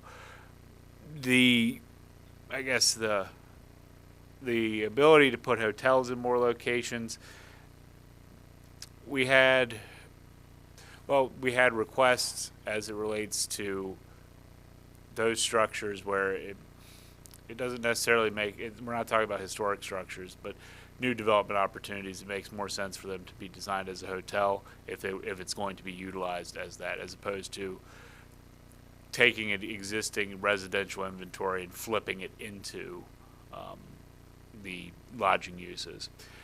Yeah, the bed and breakfast, though, in particular, we had I wouldn't say substantial, but there were numerous comments that we received in the summer of last year when we went out to discuss that, and a lot of just general comments in regards to the R1 and R2 district. So that's where I believe Planning Commission gauged the information before them and that made their determinations and recommendations to you for the changes. So your feedback, you got feedback that more B&Bs were not desired. That's correct. And they'd rather have a hotel? Well, they would rather have the housing remain as housing. Okay. And opportunities for, in areas where it made sense, just make a hotel. That's to make it a pretty quick case, because it was something that was discussed over multiple months. We had a lot of concern in the R2 district in particular. The proposal initially calling for a motel as a special exception. That created a lot of, I wouldn't say confusion, but a lot of interest among the development community in the borough, and that we received quite a bit of comment about how that would actually work. Thank you. Further discussion? All right, so does staff have a recommendation as to whether the NC4 is advisable or not? Well, I'm going to defer to the Planning Commission on this. The R2 district makes a lot of sense in terms of maintaining residential housing opportunities. There is a real challenge when you have commercial development competing with residential. That's one of the things we found with the Elm Street overlay district. It's, if someone wants to have a short-term rental and the economics make more sense for that, your neighbor's got to want to probably follow suit, and eventually you have a block-by-block changes. The ownership in this area, I mean, we're talking about 17 parcels. Some of the uses, like when we're talking about recreation uses, it's extremely limited. I don't see how you can do anything minus maybe like 1-lane, 2-lane bowling alleys, things like that. You're not going to necessarily see some of the larger end of these uses as they could be in other areas. I personally and professionally, I think that it won't be a huge problem to have it as a standalone district. The same token, though, it would probably make more sense if the council is trying to have housing as the primary focus to limit these commercial opportunities. Okay. Thoughts? Anyone? All right, so I'm just going to poll council here, just sort of casually. Does everybody want to keep the NC4 designation as opposed to reverting back to previous zones, or would you rather revert? I'd like to keep I like the NC4 idea. You know, it's interesting to me that if I heard correctly from Mr. Whitmore, that people were saying they would not like to see more hotels and bed and breakfasts. Even though I live here, I book a lot of rooms and B&Bs for various people that come and visit, and I have a very difficult time doing so. Well, So I'd love more B&Bs. Right, no, I think the distinction here is between B&Bs and Airbnbs. Don't want right? Airbnbs. Right, so Yeah. the Bed and breakfast and hotels. The trend we saw over several years and we Right. had to respond to through the ordinance was restricting Airbnb, Verbo, that sort of thing, because we were seeing large venture capital companies buy up our Right. housing inventory Right. just for that purpose. Right, too close So to limiting that, has a specific purpose. Limiting the conversion of housing stock into commercial interests is in the interest of everybody who, wants Sure. to try to live here. Right. That's not different than the short-term rentals that you were. right. that we've been trying to avoid, yeah. Right. Okay. Yeah, I like the NC4. I think it opens up a new idea. It's like they've said, it's only 17 parcels, and it's very, very specific, unlimited on what anything could come from it. Alicia? Sure. Thank you so much for what you're doing and what you've done. I think most importantly, I appreciate that you went out into the community and you've asked the questions, and then most importantly, sat back and waited for feedback and developed something that I think is a workable compromise. So I support NC4 and this new district. Thank you. Good work. Yeah, I appreciate you guys' thoughtful discussion. I watched all the meetings. You guys did a great job. Chair Strauss, you led that very well. I do have a little opposition to something with NC3, but with NC4, I'm for it. I think you hashed that out pretty well. Peter? Yeah. Yes, I agree with my colleagues. All right. Patty? Yeah, I agree, NC4. Okay. All right. Do all please go through the use tables with a fine-tooth comb. It's a little hard to navigate in a Word document. There could potentially be easier ways to view that table, but you kind of want to go through zone by zone and kind of put your cursor over that column and scroll through and see if anything jumps out at you as questionable for that type of zone. And the other handy tool is to kind of go, stand in those zones too and say, hey, do I think whatchamacallit fits this place? Yes, sir. And I also add, if I may, to read the and I think that's an excellent idea to do that, and also to read the definitions of each of them in the back or the front. Where did we end up? It's in putting the them? back In the now, back yeah. now, because sometimes the definition isn't as straightforward as you might think when you read the descriptor or the title. Great. Okay. So yeah, if uses do jump out at you, make a note of it. We will discuss the use tables at a future meeting. All right. What's the next issue? Next is the revitalization district and extended building heights. This was established in the working group draft and removed from the planning commission draft. It involved 4 parcels. All affected parcels are currently permitted to have buildings taller than 48 feet in height.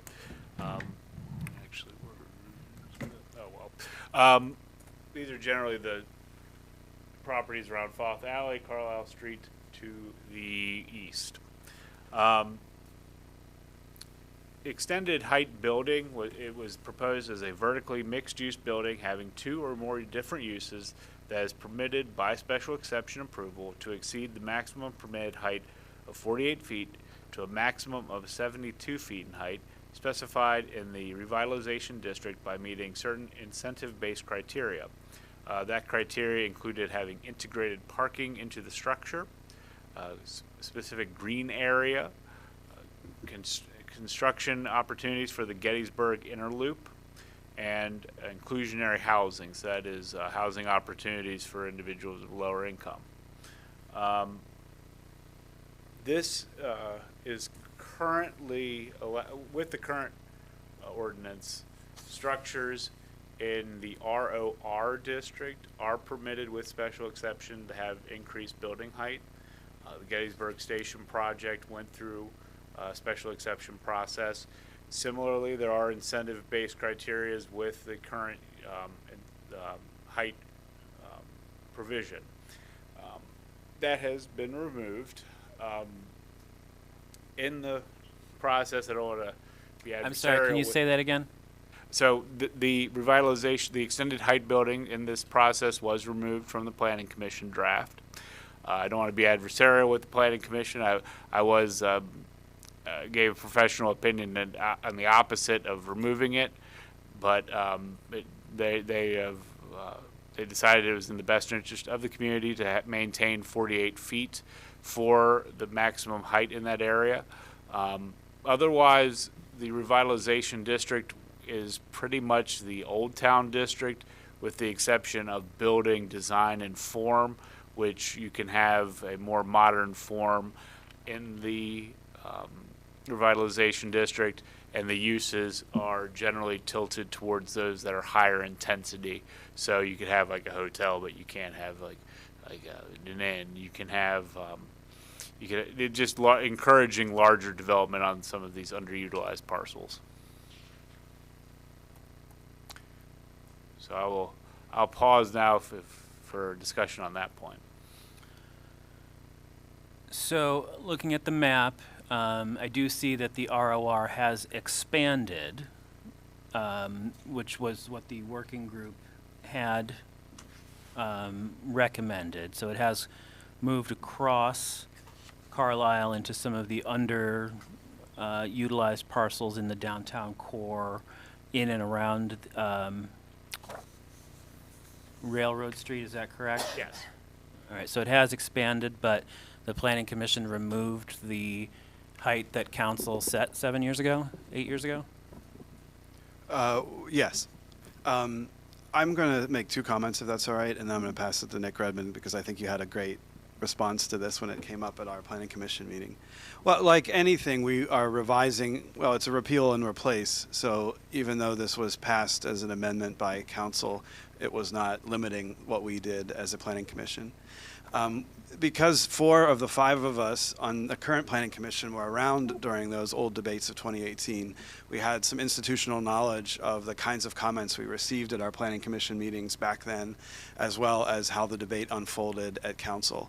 And I believe, I don't want to speak for them, but I believe there was a principle that continued back from that period related to what the built environment of our town is and how high it should go. So that's the first comment. I think there was knowledge of those debates. We were actively involved in them.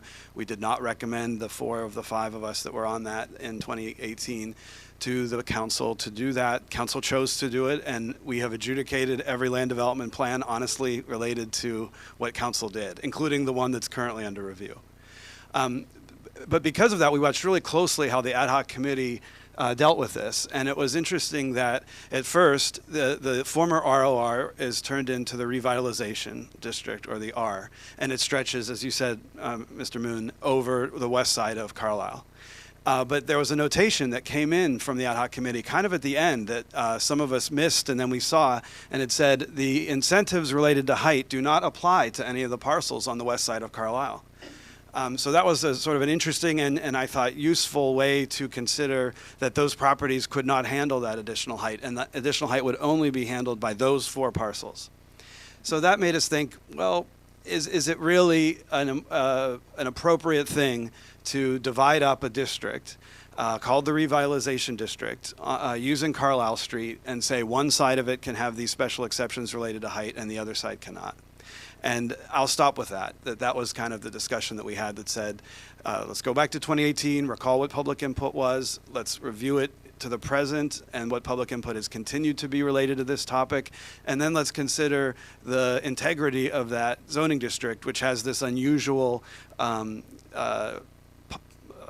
clause that says that height can only be on the east side of Carlisle. So those are my comments, but then... I'm actually going to take it before it goes all the way down to Nick.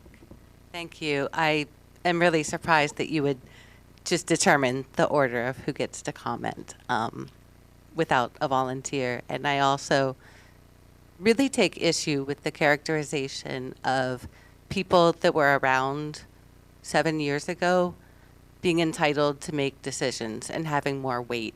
I would urge Borough Council, many of you who were not elected members of Borough Council when this decision was made, to take into account that government committees, government councils change based on the will of the people, based on who is willing to serve. And I think it's disingenuous to suggest that institutional memory has more weight than current membership. As the newest person, I resent that implication.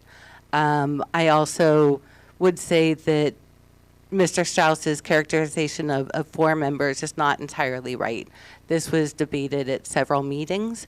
At one meeting, there were 4 people present, and 3 of those people were not in favor of changing the height. And 2 of those people, and Mr. Strauss, that have the institutional memory, 2 of the people were not there, and Mr. Strauss was not happy, so he took it up again at the next. And I feel this was not an entirely fair process to the public, to the Planning Commission, and to the way that government works to wait until you get the opinions and votes to make a decision, because you're still thinking about something that happened 7 years ago. So with that, I can pass it to whoever volunteers to speak next.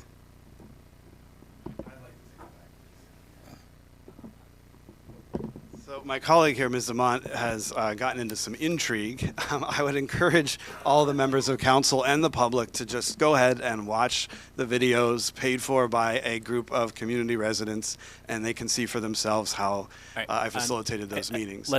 Let's move on. Can we hear more comments? I think I don't need want to get into the intrigues of what. But since Ms. Demont just said that among- she was just characterizing the way I ran a meeting, so I just and you asked me why we changed our minds. Right, And right. I would rather if we just concentrate on the policy discussion.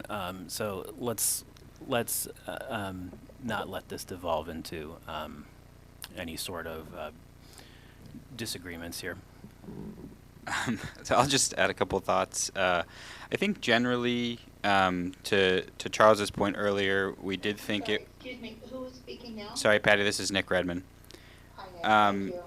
You know, when looking at the height proposal for the revitalization district, you know, it was initially odd that it was really only applying to a certain portion of the revitalization district, particularly a portion that is currently has a land development plan in front of the Planning Commission with an approved, you know, with everything approved to have the 72 height. So we weren't, you know, we were going to pass an ordinance that said it was allowed, but it's already being allowed and already happening, and they already have all their, and nothing that we do with our ordinance process now would take away their right to build a building at 72 feet.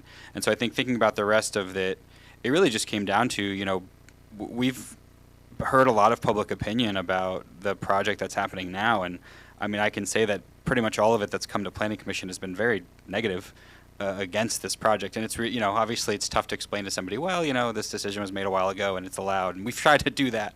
But I think it's simple to me is that, you know, we thought that this was what, at least the way I voted was I thought that this is what the community was looking for, was that there was generally opposition to 72 feet. And so it made sense when we had this opportunity to say, what do we want our district to look like, that we would kind of bring it back down to 48. I think I was one of the ones not present at that first meeting, but you know, at the meeting I was at that we voted on it, it was, I think, it was definitely one of our more contentious things that we voted on that we couldn't reach the consensus on. But I think it was that, you know, out of all of the members of the Planning Commission that were voting, you know, it was a 3-2, I believe. I don't remember exactly, but I guess what I'm trying to say is, you know, it was what we thought was appropriate at the time. It was what we thought public opinion was looking for. It was what we thought should fit within this and fit within the character of our town in that area. But, you know, I think also recognizing that we knew that we're just submitting a draft to the Borough Council, and you are all hearing from members of the public as well, and would ultimately really make the decision on this. And so, you know, I don't want you to think that we're sitting here just hoping 100% you pass exactly what we gave you and that it's totally, there's no discussion, anything like that. I think, you know, we did the best with what we had from the public opinion we had. This is what we came up with. We came up with 48 feet, but, you know, it's a process. All right, so I'll give a little background here. When we began this process under the direction of our previous planning director, Ms. Marshall, when we secured the services of Michael Baker International to help us write to rewrite the text, it was a couple things were made pretty clear to Michael Baker. One was that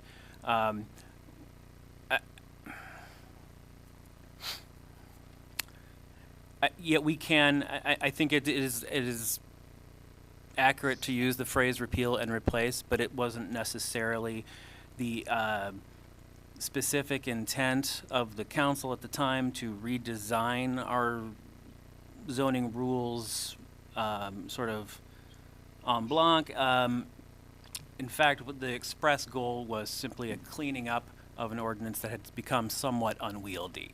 We were hoping to make something that was much more accessible to the property owner, easier to understand. You know, famously, we had one zone where there was one set of rules for the base zoning and then 4 overlays that changed the rules. And if you're somebody looking to purchase a property there, you really have no clue what you can and cannot do with your parcel based on just a quick reading of the existing ordinance. You really need a planning professional to help you navigate that. So this was our express goal, was to clean this up. The instruction that came from council at the time, too, was to look into the expansion of the revitalization district into underutilized parcels. At the time, it was understood that that included the already enacted zoning with height increases. Now, those height increases are contingent upon specific criteria, right? Now, there are very few parcels that could provide infrastructure for the inner loop, so that would not be a qualifier. Green space, you know, might be. Attainable housing could be. We're a developer to pursue that. I'd say at least I'm just trying to look at this little tiny map here. Maybe half, maybe a third of the parcels that would be rezoned would probably not be able to take advantage of those full criteria and would not be able to achieve the 72 feet that had been set by council. So I think at the time we handed this over to the Planning Commission, you had a couple pretty viable options, right? Which was, one, leave the ROR just as it was and not expand it across the street. And that way you're not creating a split zone with one set of rules on one side of the street and another set of rules on the other side of the street. But I don't know that council's intent in engaging in this was to undo their already done legislative work. And I'm afraid what this change would allow for is, for example, if the developer of the station site were to decide 2 years from now that he couldn't make the project work and he sold the parcels off, that new owner would be restricted by these changes and would not have access to the rules that had been set by council in 2017. So it does seem like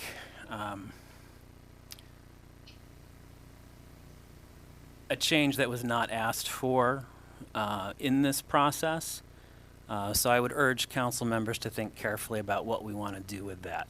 The simplest solution is to just not expand the ROR across Carlisle Street and leave the ROR as it currently exists. Alternately, we could take a hard look at the incentives that would allow for increased height and see if it's even possible for a developer to meet those.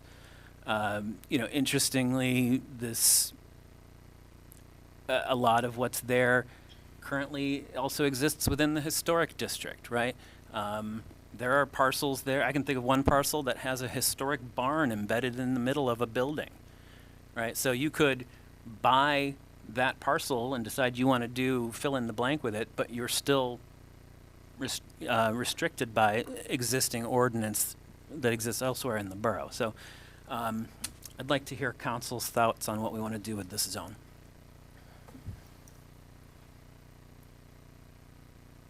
I think I'll start. I'm actually against expanding height to the revitalization district outside where the project's currently standing. So what you were saying is that one of the things we can do is just not expand that to across Carlisle and just keep it ROR? Yeah, like we can keep ROR on the east side of Carlisle, and then the parcels on the west side would be a mixture, it looks like, of Old Town, maybe a little R2. We'd have to revisit the map there to see where we want each parcel to land. But I do appreciate the public opinion. I do see, obviously, the people that are against increased height. Now, where currently that project is heading, that's already been in process, but I appreciate keeping it 45 in the other other places. So, and I've been around since 2018 where I had to make those tough decisions. Surely. And when I did make that decision back in 2018, I didn't envision higher heights anywhere else in the borough. Okay. So you would favor cutting the ROR off at Carlisle and If that's the easiest way to do it. down here? Do you want to come back to this end of the table? Yeah, no, I agree. I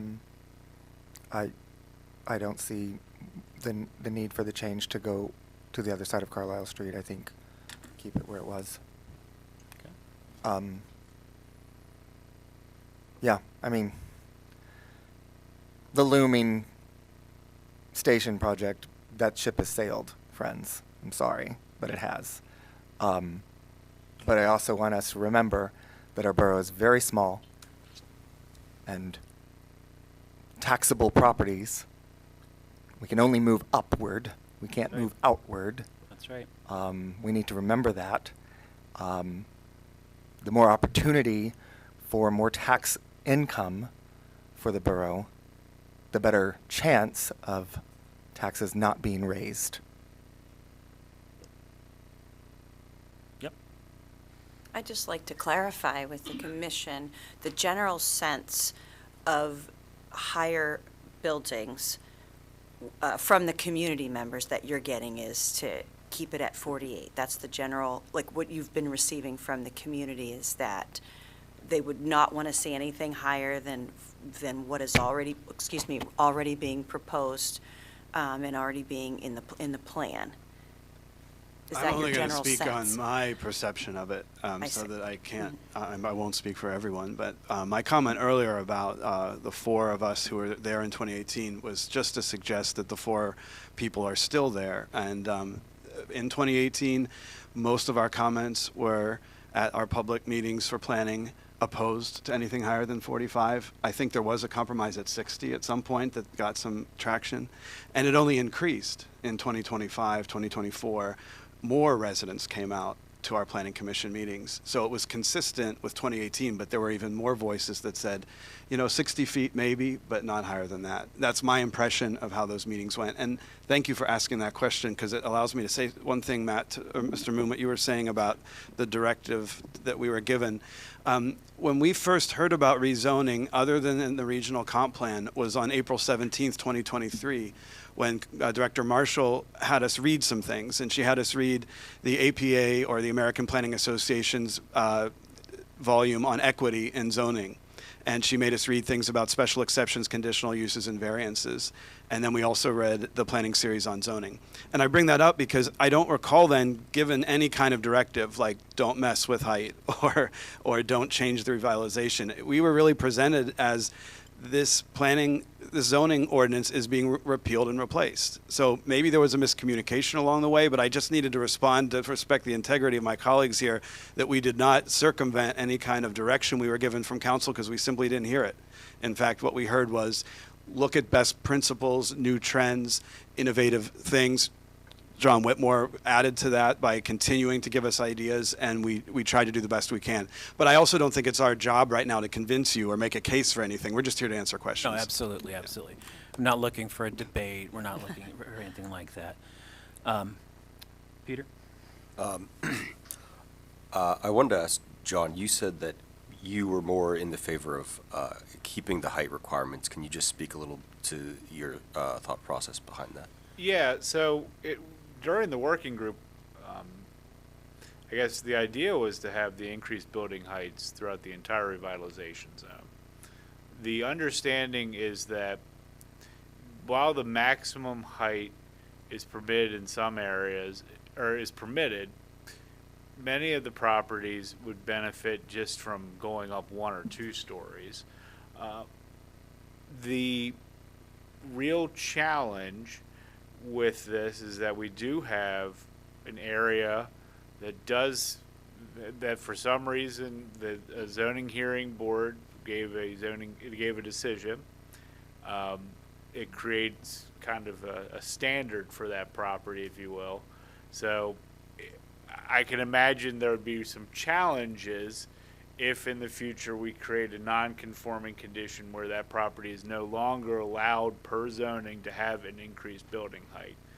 It's not necessarily like a right or wrong or anything like that. It's just it presents some challenges that would probably be better addressed by having a zoning ordinance that acknowledges that there are going to be buildings in this area that are larger, that are taller than 48 feet in height.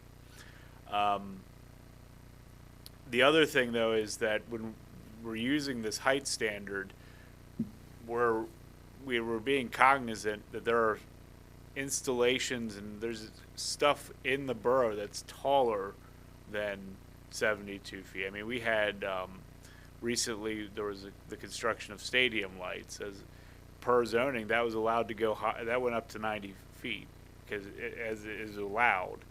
It's one of those things where there's going to be instances where, especially since we're constrained with land, there's going to be real pushes to have taller buildings.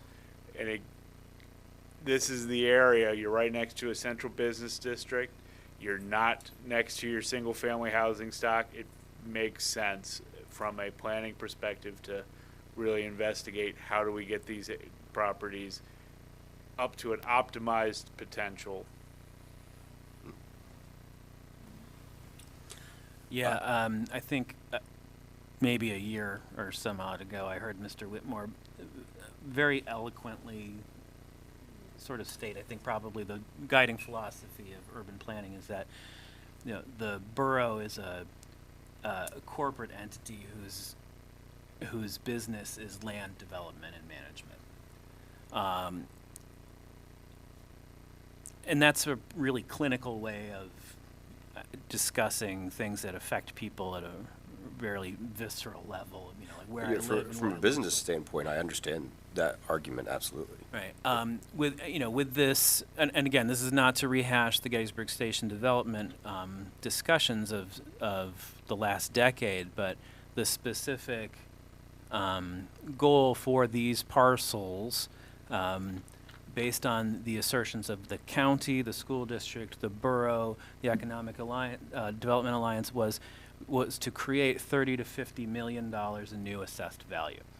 And my understanding, I wasn't around at the time, my understanding is that all of the experts in development that those different government agencies reached out to said you can't do it at 48 feet or less.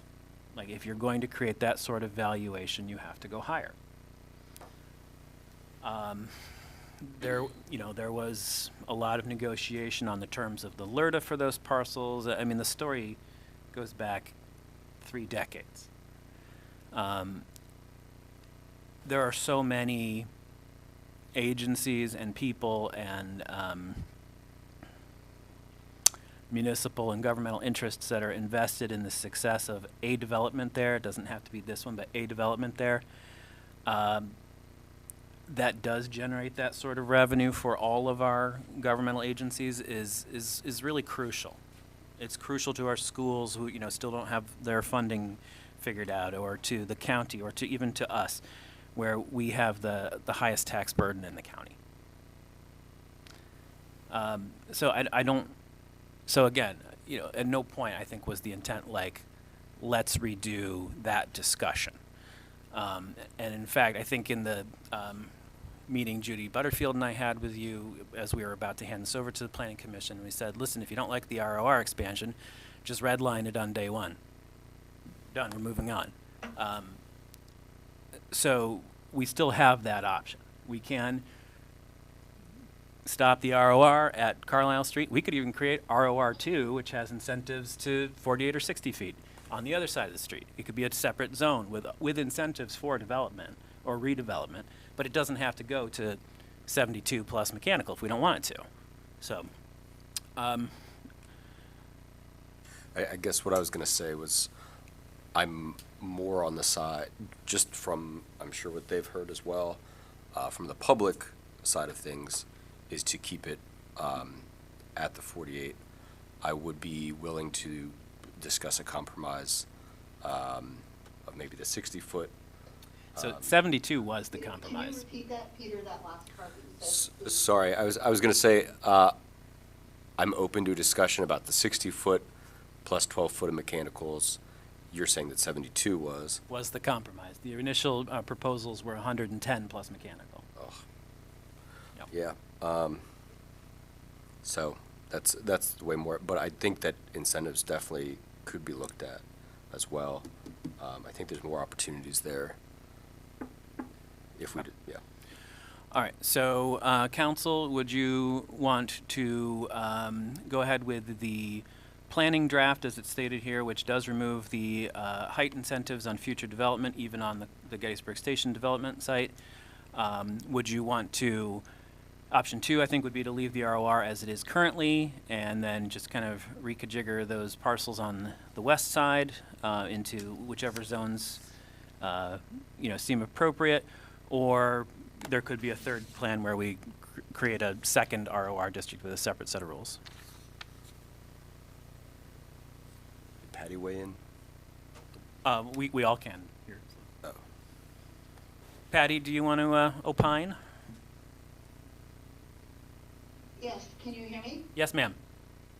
Yeah, so as we all know, this discussion has been around a long time. In fact, Charles Strauss and I were first on council when we were discussing it years ago, and the 110-foot figure was proposed. I am in support of the current ROR. I think that I think that one of the jobs of Borough Council and also our colleagues on Planning Commission, and I want to thank all of you for being as honest and candid as you have been tonight, and the hard work that you've put in all of these months, going back years, to this discussion. I think for all of us, especially on council, we need, our first and foremost is to keep the public safe, to make sure roads are repaired, snow is plowed, but we're also elected to look at the future of the community. And we are charged with trying to provide some vision for the community, what it will look like in 3 years' time, in 7 years' time, in 10 or 20 years' time. And I think we would be a disservice if we just really limited ourselves to doing the basic crossing the T's and dotting the I's without looking at it beyond in terms of the vision of what we want our community to look like. And we heard a lot from planning earlier on the different districts in this community. Yes, we have a historic district.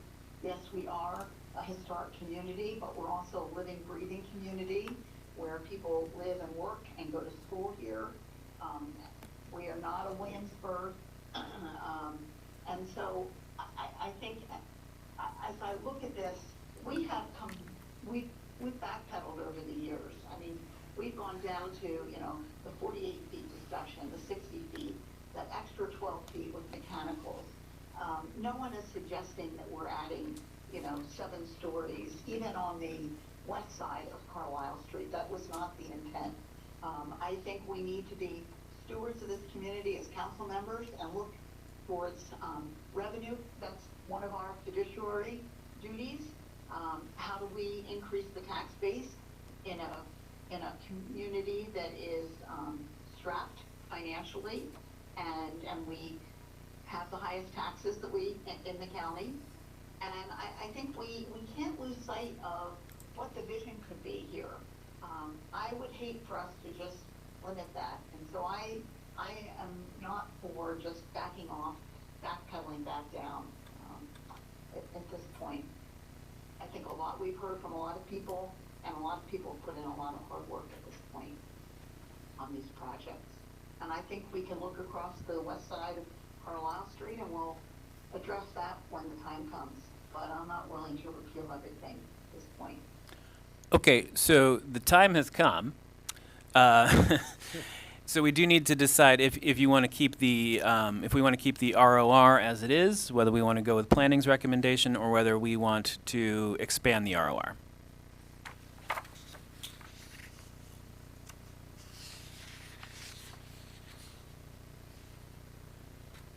Oh, don't be shy, folks. We just want to go down the line. keeping it as it is, not moving it over to the other side of Carlisle Street. Alicia? Well, I am thinking along the lines of Peter's comment or suggestion that I would hate to see any incentives go away for developers to be able to build and have incentive to increase the height of their property, to be able to do whatever it is that they're planning or thinking. At the same time, I think we're hearing quite a bit of public outcry with respect to the height of the project in place. So ideally, I'd like to see a compromise, and if that means we meet somewhere in the middle, which I guess is the definition of compromise, somewhere at 60 feet. I mean, I don't know the conversations that were held way back when, and I'm sort of just getting into the weeds here, but I would prefer a compromise, which would mean, I suppose, allow us to extend to the other side of Carlisle Street, but to give incentive to the other side of Carlisle Street, but also limit somewhere between 48 and 72, if that makes sense. Is that the third option? I mean, I'm might not be a sure where we're out of. fifth, That but could I'm be a not fourth sure. or fifth option. Sorry. I don't know. I'm not on the planning commission. I certainly don't want to step on toes and even pretend I, So am trying to change their proposed ideas. compromise where the Yes. ROR expands, would we be limiting the height on what we are currently calling the Gettysburg Station site? Bearing in mind that any change we make here does not affect the current Right. developer, but, Aware of were that. this developer to sell, before improving the land, the new owners would be limited. And that's my concern, because I voted in 2018 for that. It was a compromise back then. We did talk about much higher. We settled at 72.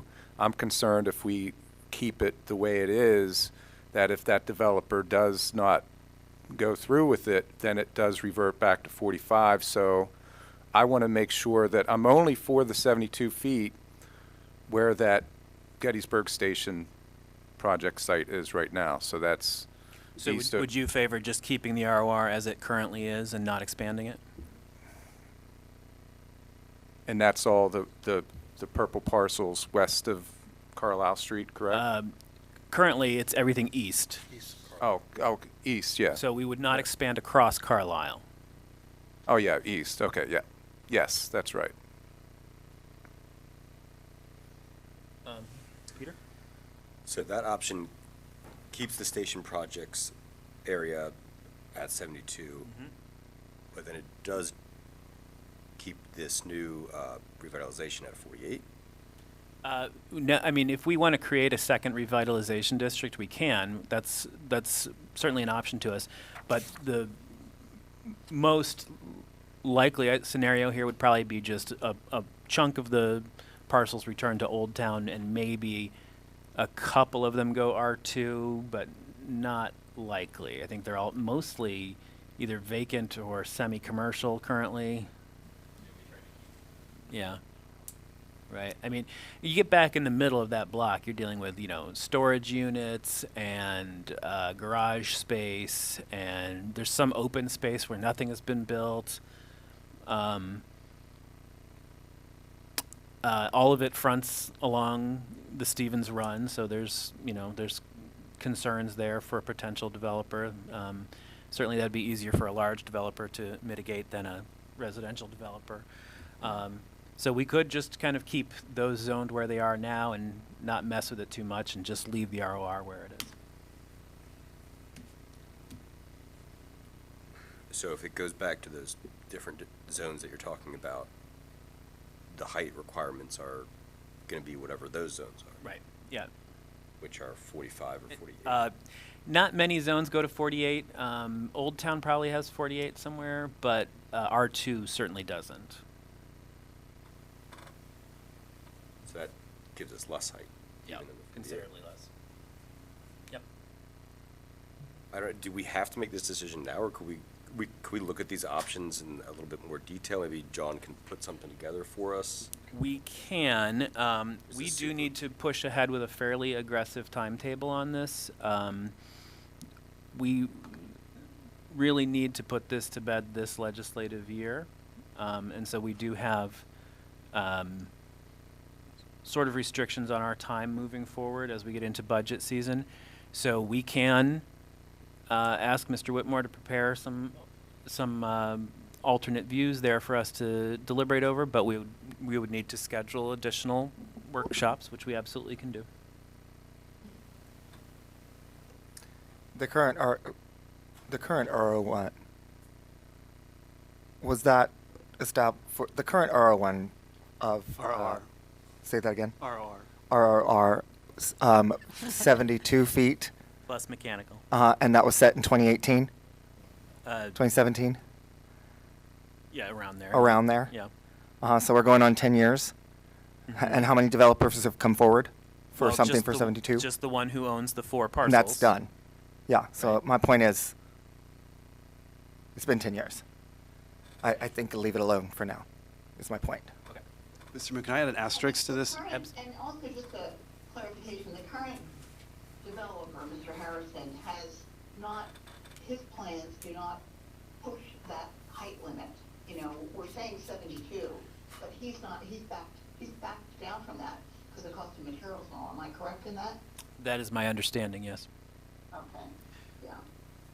I just wanted to add something about the west side of Carlisle. We did, as a planning commission, talk about this on how it would still be worth calling it revitalization if there are no exceptions or incentives over there. Like, what's the good of calling that district revitalization if there's no way to entice a developer to do anything? We had lots of debate about that, and I think there was even some suggestion on let's just do exactly what it sounds like you all want to think about.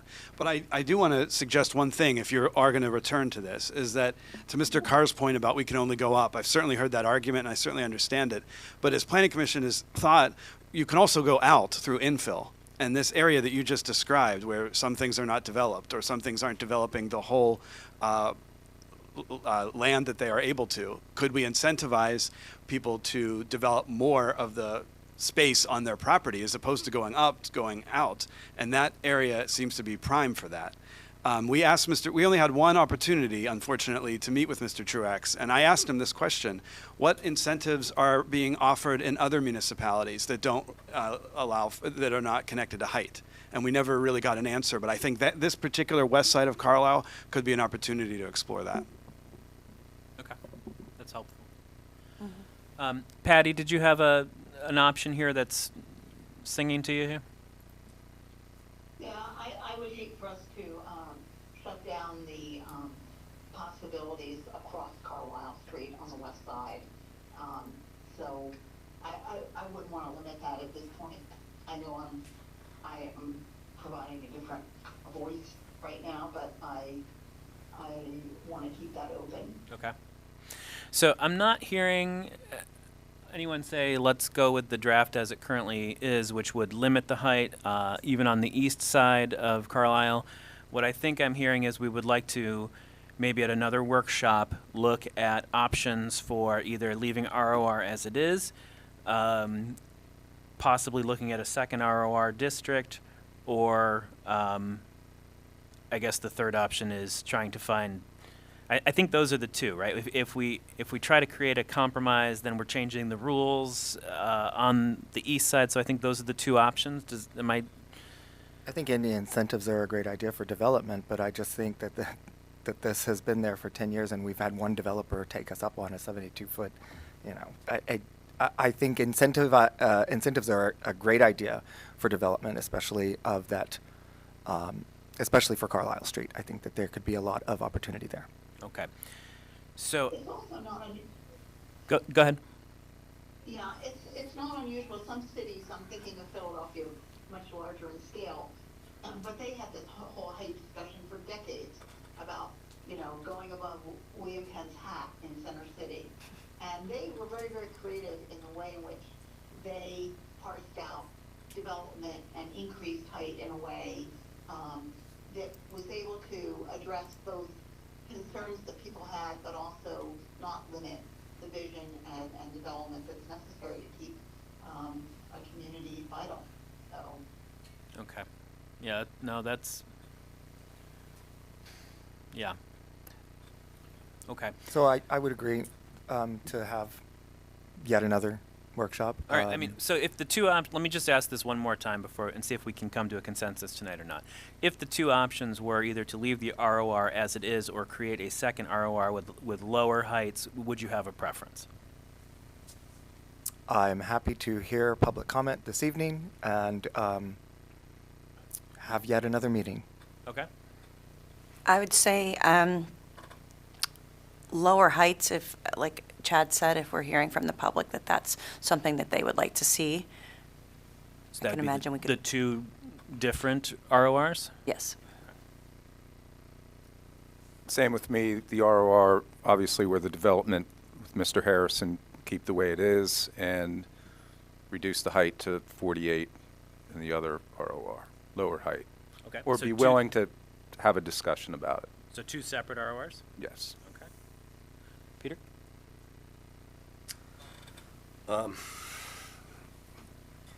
Yeah, I would say keep them separate. So, what I'm hearing, Hold on one second. Patty, or would you support a model that had two separate RORs, one that keeps the current zoning intact on the east side of Carlisle Street and one that creates incentives for lower heights on the other side? I definitely want to keep on the east side, in terms of what we have now in 72. I don't want to restrict, it seems very arbitrary to come up with this number of 48 or 45 feet. It's very arbitrary without knowing more about the information, so I'm not willing to restrict it at this point, no. Okay. And I'm sorry, Chad, did you have a preference between those two or no? My preference is to leave it as it is. Leave it as it is. But I'm willing to listen to public comment this evening, as we have been listening to many of the same people with the same comment, but I'm happy to listen to the public comment. And I'm happy to attend yet another meeting, if we need to, about this topic. Okay. And I think I could support the two separate RORs. If that were, our metric, we'd have, one person saying, let's keep the ROR as is and conduct further meetings. And then I've heard 5 people saying that perhaps the two separate RORs is a good compromise. Does that sound right? That sounds about right. Okay.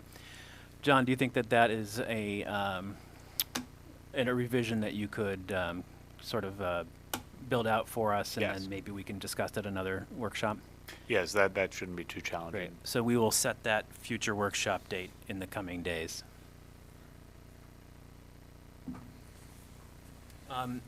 Do we have other topics to discuss with the Planning Commission? The final topic, the item that was changed, was the definition of family. That was the last substantial change that occurred.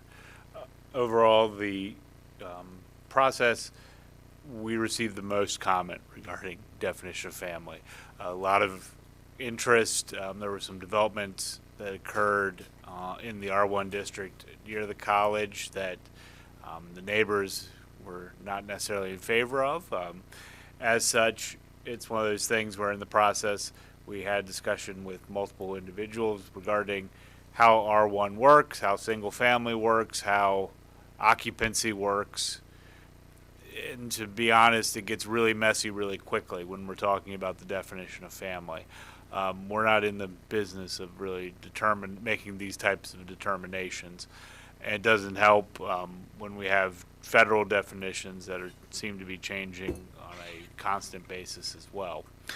One of the ways we went about this was we used at the time U.S. housing and urban development definitions for equitable housing, which is now changed, although it's still the same language that's provided in the Fair Housing Act. Overall, though, the definition of family, current definition provides for an occupancy limit of no more than 4 unrelated persons in a dwelling unit.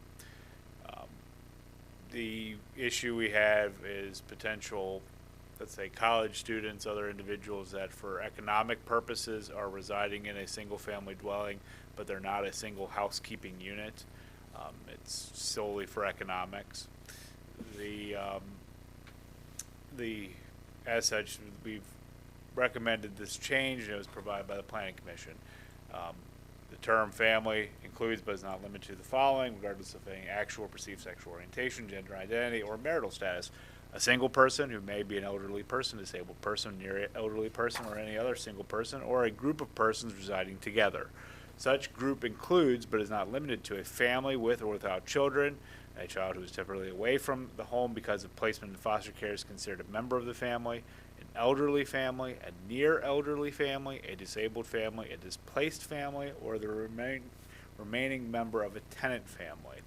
And then we added this second provision: a household consisting exclusively of 2 or more full-time college students does not qualify as a family unless each individual in the household satisfies the following conditions, of which it's 1, the individual must have established a household separate from their parents or legal guardians for at least 1 year prior. Now, in the event that staff were to receive a complaint regarding overcrowding, in the investigation, we would try to make a determination on, is the land use an actual single-family use, or is it in line with the lodging house, rooming house use? That's more in line, kind of like a dormitory or similar situation where it looks like a single-family house on the outside, but it's not being used as such. The rooming house land use is very limited, and it's only allowed by special exception in the borough. This definition, we're confident that we'd be able to facilitate the act, not necessarily, I guess, I'd say facilitate, but we wouldn't interfere with families operating or anything like that. We're not going to be going on the houses to see how occupancy is actually occurring.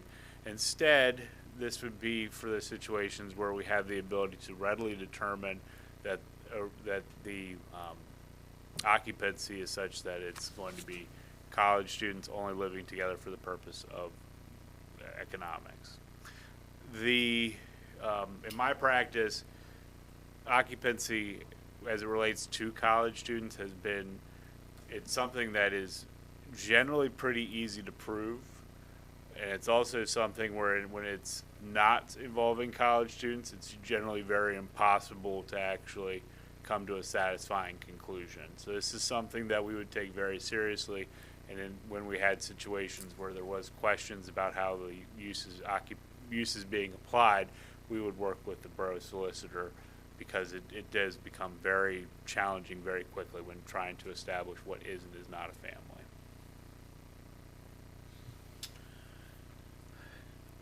Now, I know you folks spent a little bit of time on this subject. I don't know how many of you have watched those meetings, but everybody please correct me if I'm misstating this. It seems to me that this discussion came about because of large groups of college students living together off campus, particularly I think we started calling them fraternities, affinity groups based on, a sports team, that sort of thing, and creating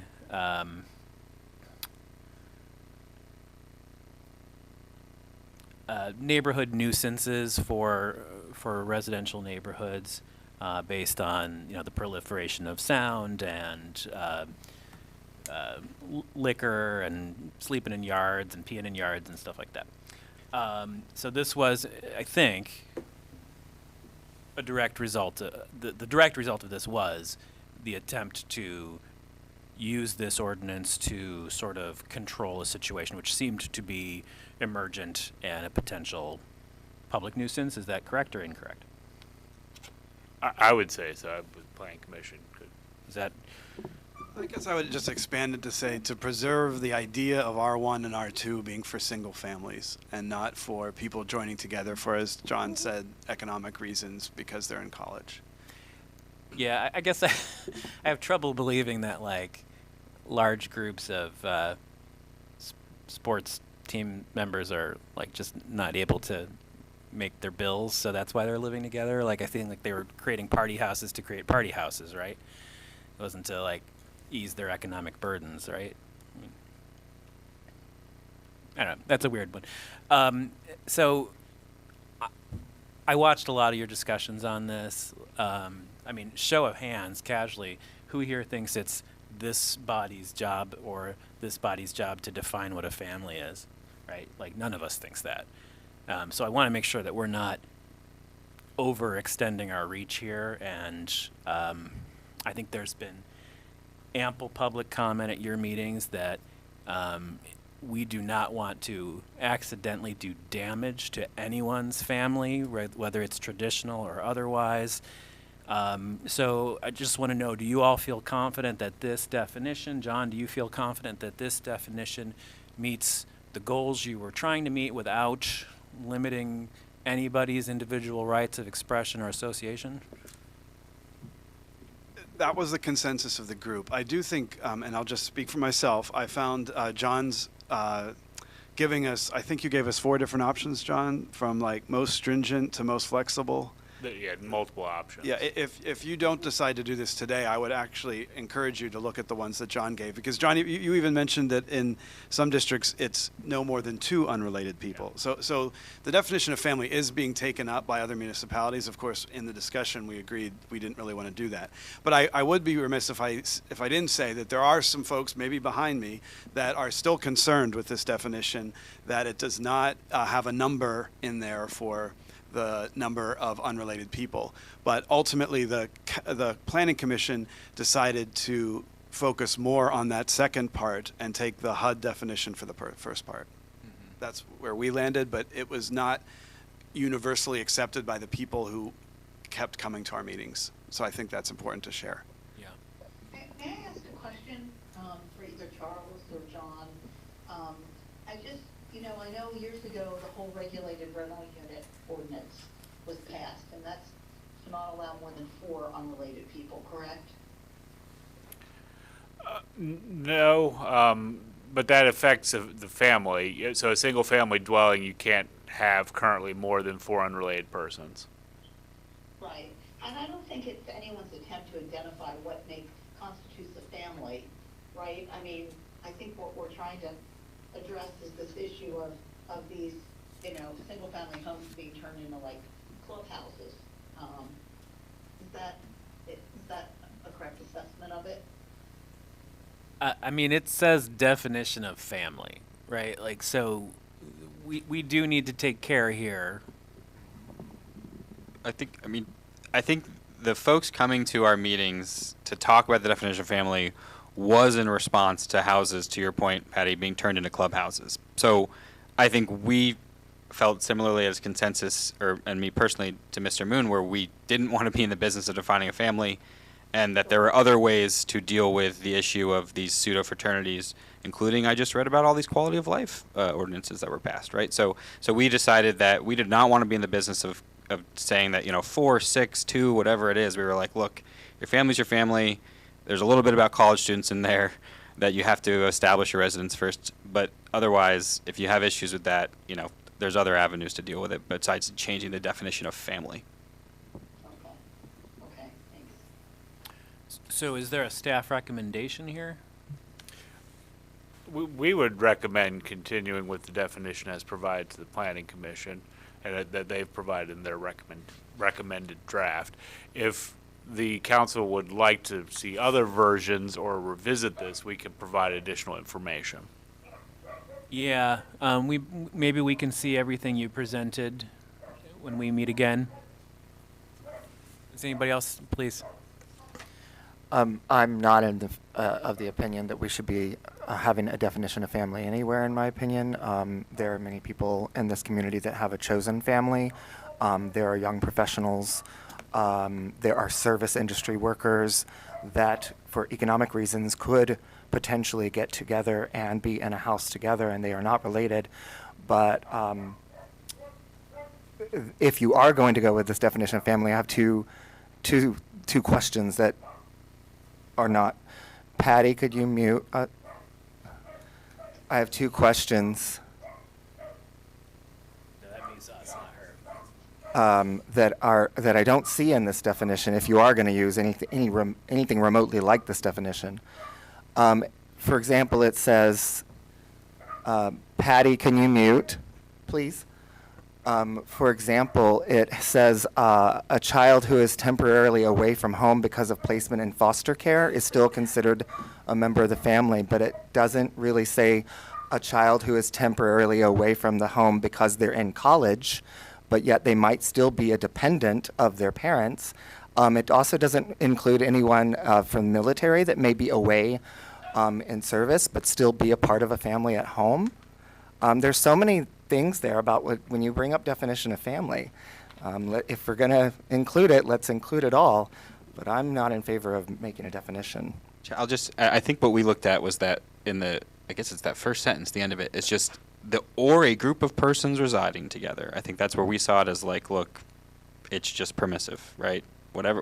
It does get into a lot of specifics, but I think, at least me, I saw that sentence and was like, a group of persons residing together, I thought that covered a lot of bases, but.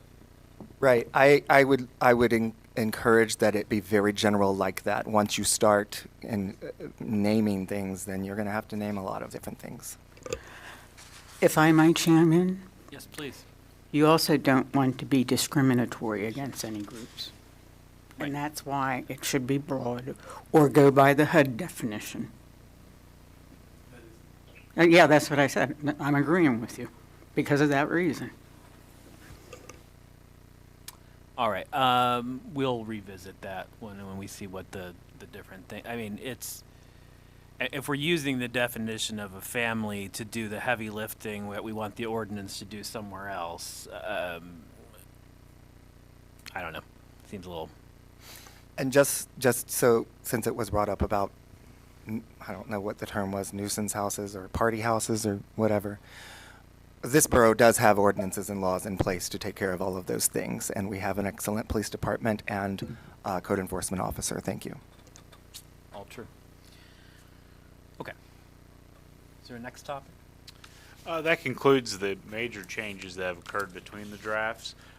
We provide some next steps in the presentation tonight. Overall, we're at a point where I guess after the discussion now that we've had with NC4, but then with the revitalization district and family, we should be at a point where at least staff feels confident that you have the information to provide a solid vote on the recommended draft, or at least establish an ordinance to your liking. The municipality's planning code process, so this isn't a new zoning ordinance, so it is a little bit less intensive. We do have a public hearing requirement. We do have to, I'll have to speak with Adam on how we physically do the posting to meet the requirements of the code, but then also there's a provision for Adams County Office of Planning and Development to review the ordinance prior to said public hearing. We provide an aggressive timeline, which does not seem feasible now. We do have an additional comment timeline that we can provide. This would allow for the September 22nd workshop to be utilized, and we can also achieve some additional Planning Commission follow-up comment from tonight if you'd like from the September meeting. This is still going to be a challenging timeline, but we should be able to meet the deadline of having something completed by the end of the calendar year. Yeah, I would propose that we continue to move ahead aggressively with your timeline. I think we should try to look at a September 2 workshop. Yep. That's Tuesday because the 1st is a holiday. I think that might be the best way to resolve these open issues. Okay. Mr. Moon, I have a request. We're moving quickly, but I would like to request a minor change in the NC3. When would that be the appropriate time to? So, is it in terms of the use tables, or? Well, it changed. There was one parcel. It's changed from R1. Oh, so you have a map question? Yeah, Okay. and it changed from R1 to NC3, and that's 100 Buford, which was a point of contention with when they had a vape shop that was going to be opened up, and I can gather that you changed that because there has been commercial uses there, but they are allowed with special exception. I have a lot of my neighbors and constituents that are against that, especially because it's the property's up for sale and we're worried about all kinds of commercial activities that we don't want. So, and we want the additional oversight as it currently has with the special exception, because that's right smack in R1. So I would request 100 Beaufort to remain in R1. And if you remember the discussion, why did you change that? It's R2, right? It's this one right here. It's R3. R3. So John, do you want to recall Yeah. that for Mr. Vernon? So we're talking about this park property right here. It was historically, at least in the 80s, general commercial, and was developed into a multi-tenant business property. There's a few office uses, professional uses, and recently we did have a request for a convenience store as a special exception that was not approved by zoning hearing board. It's in this, I guess it's been in all drafts to have it as the NC3, as it is on Route 30. It's on a commercial corridor. There are existing commercial uses, and the structure was designed for commercial activity. As I said, I would strongly encourage it to remain R1 as it is currently zoned. And many of my neighbors have reached out to me in this, and they're very concerned about. So I'd love to see it stay R1. Yeah, so I would say that when we do this next workshop, and I think we're going to try to aim for the second, I think that's probably going to be the best bet here. If people do have specific map requests or specific use table issues, that would be the time that we just nail all that down. Thank you. Yeah, no, absolutely. Okay, do we have anything else for these good folks? Listen, gang, thanks for hanging out with here with us tonight. Thank you for the year you put into this. I know it was not easy. I know you guys listened to a lot of comment, and I know that you felt a lot of good and bad, vibes coming at you from a lot of directions, and I know that you're all doing this as volunteers. I really do want to thank all of you for being here tonight and for the work you've put in on this. Well appreciated. Thank you. Thank you.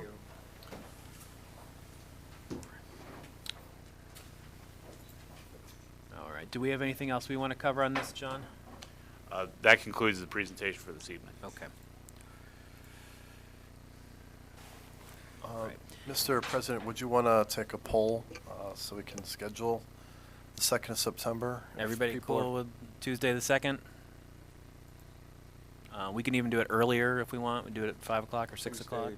Tuesday the 2nd? September. Mm-hmm. That'd be a week from tomorrow. This will be this next workshop to hammer all this out. 7 o'clock? We can do earlier if you want. We can do 7. Including everything about the This would be use tables, any map changes, the ROR,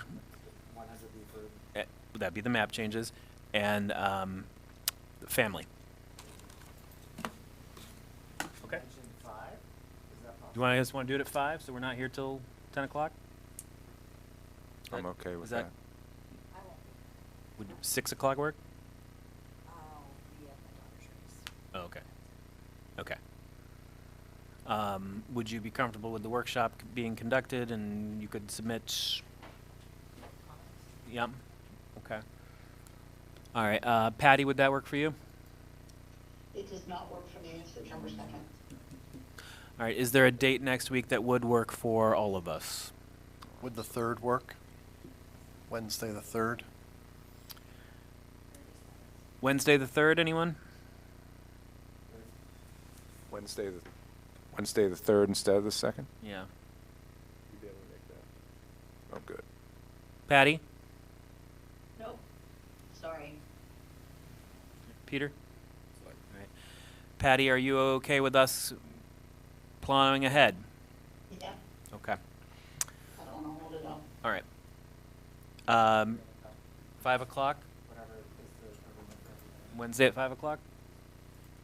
Is Does this that work for staff? This is a workshop meeting, so it's open to the public, Yep. though? Should we? Yep. Yeah, we'll get that advertised. Should we?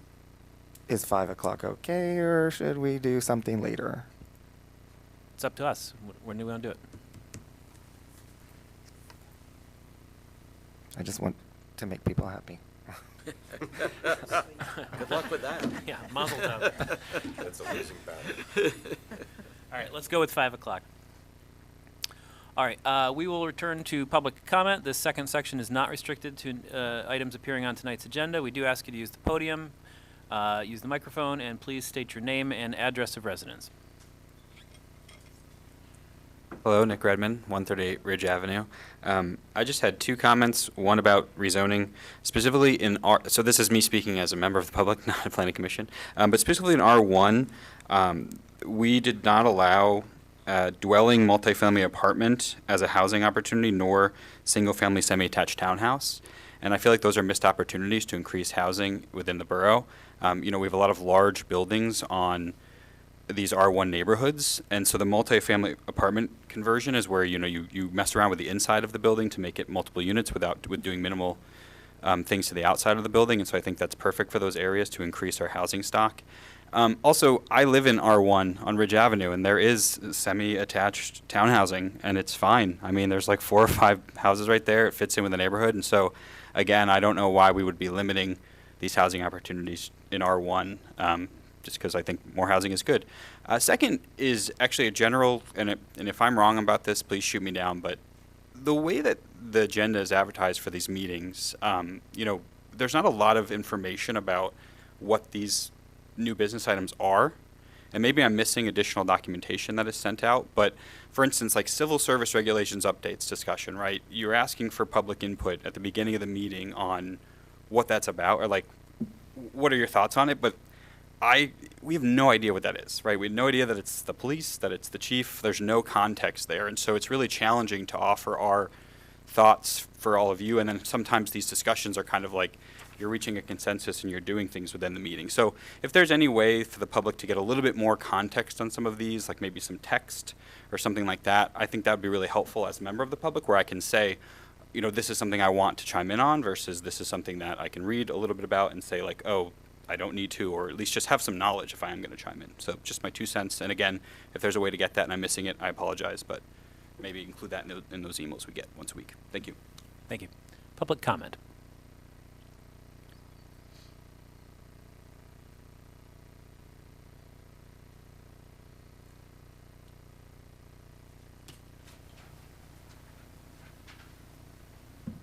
Hi, my name is John Buckheister. I'm a resident in Gettysburg. I actually am 4 parcels, so I pay my share and then some in taxes. I've been very quiet in everything that's been going on the last year or so with everything that's been going on. I lived here in Gettysburg in 74 to 93, and in 2016 to 25, 28 years. I don't know if I can comment on the first meeting or second. One comment I had, and they're just comments, so just keep it in mind. With the ADA cuts in the alleys and things like that, with the use of grants, I think that the Baltimore Street overlay project is going to take much longer to have done than it should be. With that, keep that in mind. I think some money should be used to utilize for temporary repairs on the sidewalks in town. There's been incidents of 3 people getting hurt and going to the hospital. I think that needs to be addressed. I walk the streets every day, and I've twisted my ankle a couple of times, so just keep that in mind. I think something needs to be done about the sidewalks, temporary. I'm not saying permanent, but a little bit shaven here or there didn't do anything. It really needs to be addressed. With increased heights and our more housing projects brings an increase in traffic nightmares. Lack of parking, a demand in water, sewer treatment, electrical, and natural gas demands also brings more policing. All this raises taxes. More households doesn't necessarily mean lower taxes. Is bigger really better? In the summer '92, Hollywood came to town, and also an increase in borough residents shortly thereafter and heavy traffic. It took 40 minutes to get through town. I know, I did it. from one end of the town to the next. Does Gettysburg really need large, increased residential housing buildings? In my opinion, as a resident, if one looks at the current availability of apartments and housing in town, one will find that availability does not show a critical necessity. There's apartments for rent, there's houses for sale. It's not like you come to town, there's not nothing for sale. Does not need show a critical necessity, especially in building a skyrise that does not really offer low-income housing and lack of parking spaces and a logistical traffic nightmare. Gettysburg is a small, quaint, historical, collegiate town. Let's keep it this way. This is the reason why tourists come to this town, to get away from large cities and traffic areas. A quaint little place to pause and reflect and de-stress from their everyday work lives. Let's focus more on keeping it as was recently voted as one of the top best historical small towns in Pennsylvania. Thank you. Thank you, sir. Public comment.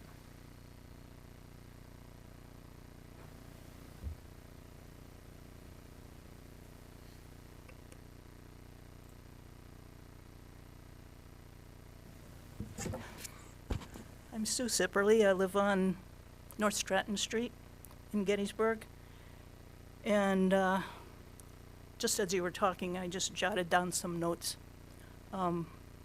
First of all, that Carlisle section, I appreciate what you did because it was Old Town. It was also specifically mentioned in the 2019 comp plan as a unique area to be maintained, partly because of its relation to the college.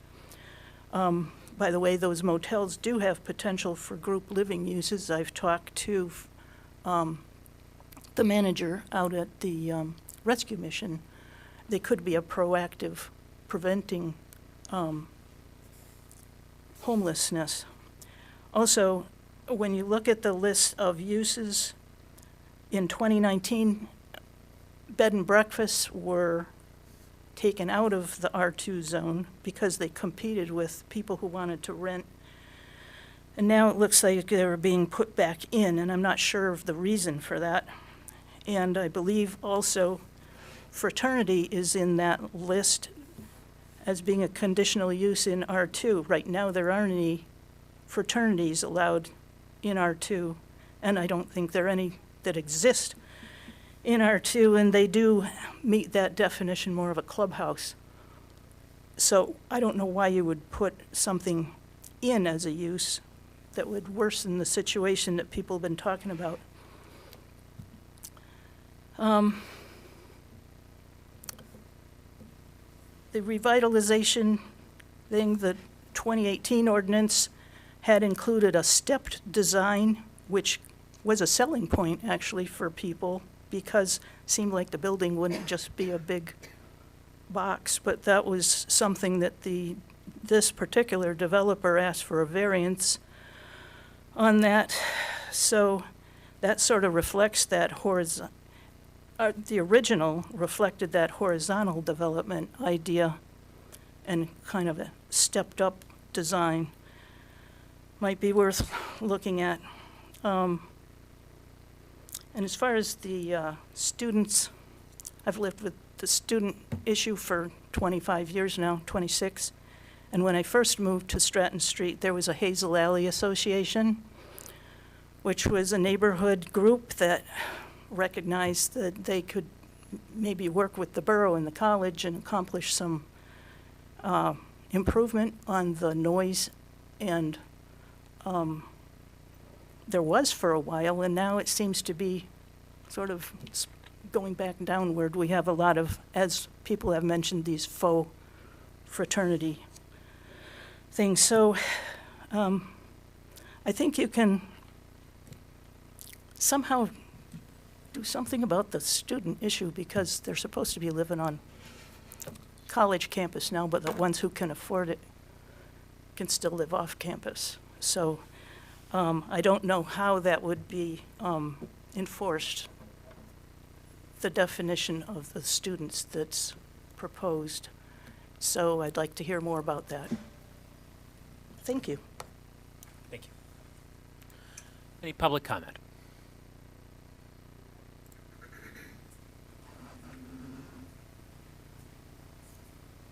Good evening, Jill Sellers, Main Street, Gettysburg. Just a couple of comments, please. Main Street, Gettysburg has served this community for over 40 years. I've been told that we have been considered the economic arm of the borough, which I think is a huge compliment. The revitalization zone, I think, is amazing on both sides of Carlisle Street, and here's why. It's a great compromise. It provides incentives, which you can work out, and it's not going to restrict opportunities that might come forward for consideration. The station project took over 20 years to get here. There's nobody beating down the door to develop these projects at 48 feet, 60 feet, or 72 feet. So please don't restrict those opportunities that may come, and you can consider them on an as-needed basis. Painfully, public outcry is always in opposition. There is rarely someone here to pay you a compliment. So whereas I believe that public opinion should be respected and valued, I think council has a greater responsibility to strategize the long-term care, vitality, and sustainability of the borough. Thanks. Thank you. Public comment. Last chance. All right. Seeing no more public comment, we will adjourn. Thank you, everybody.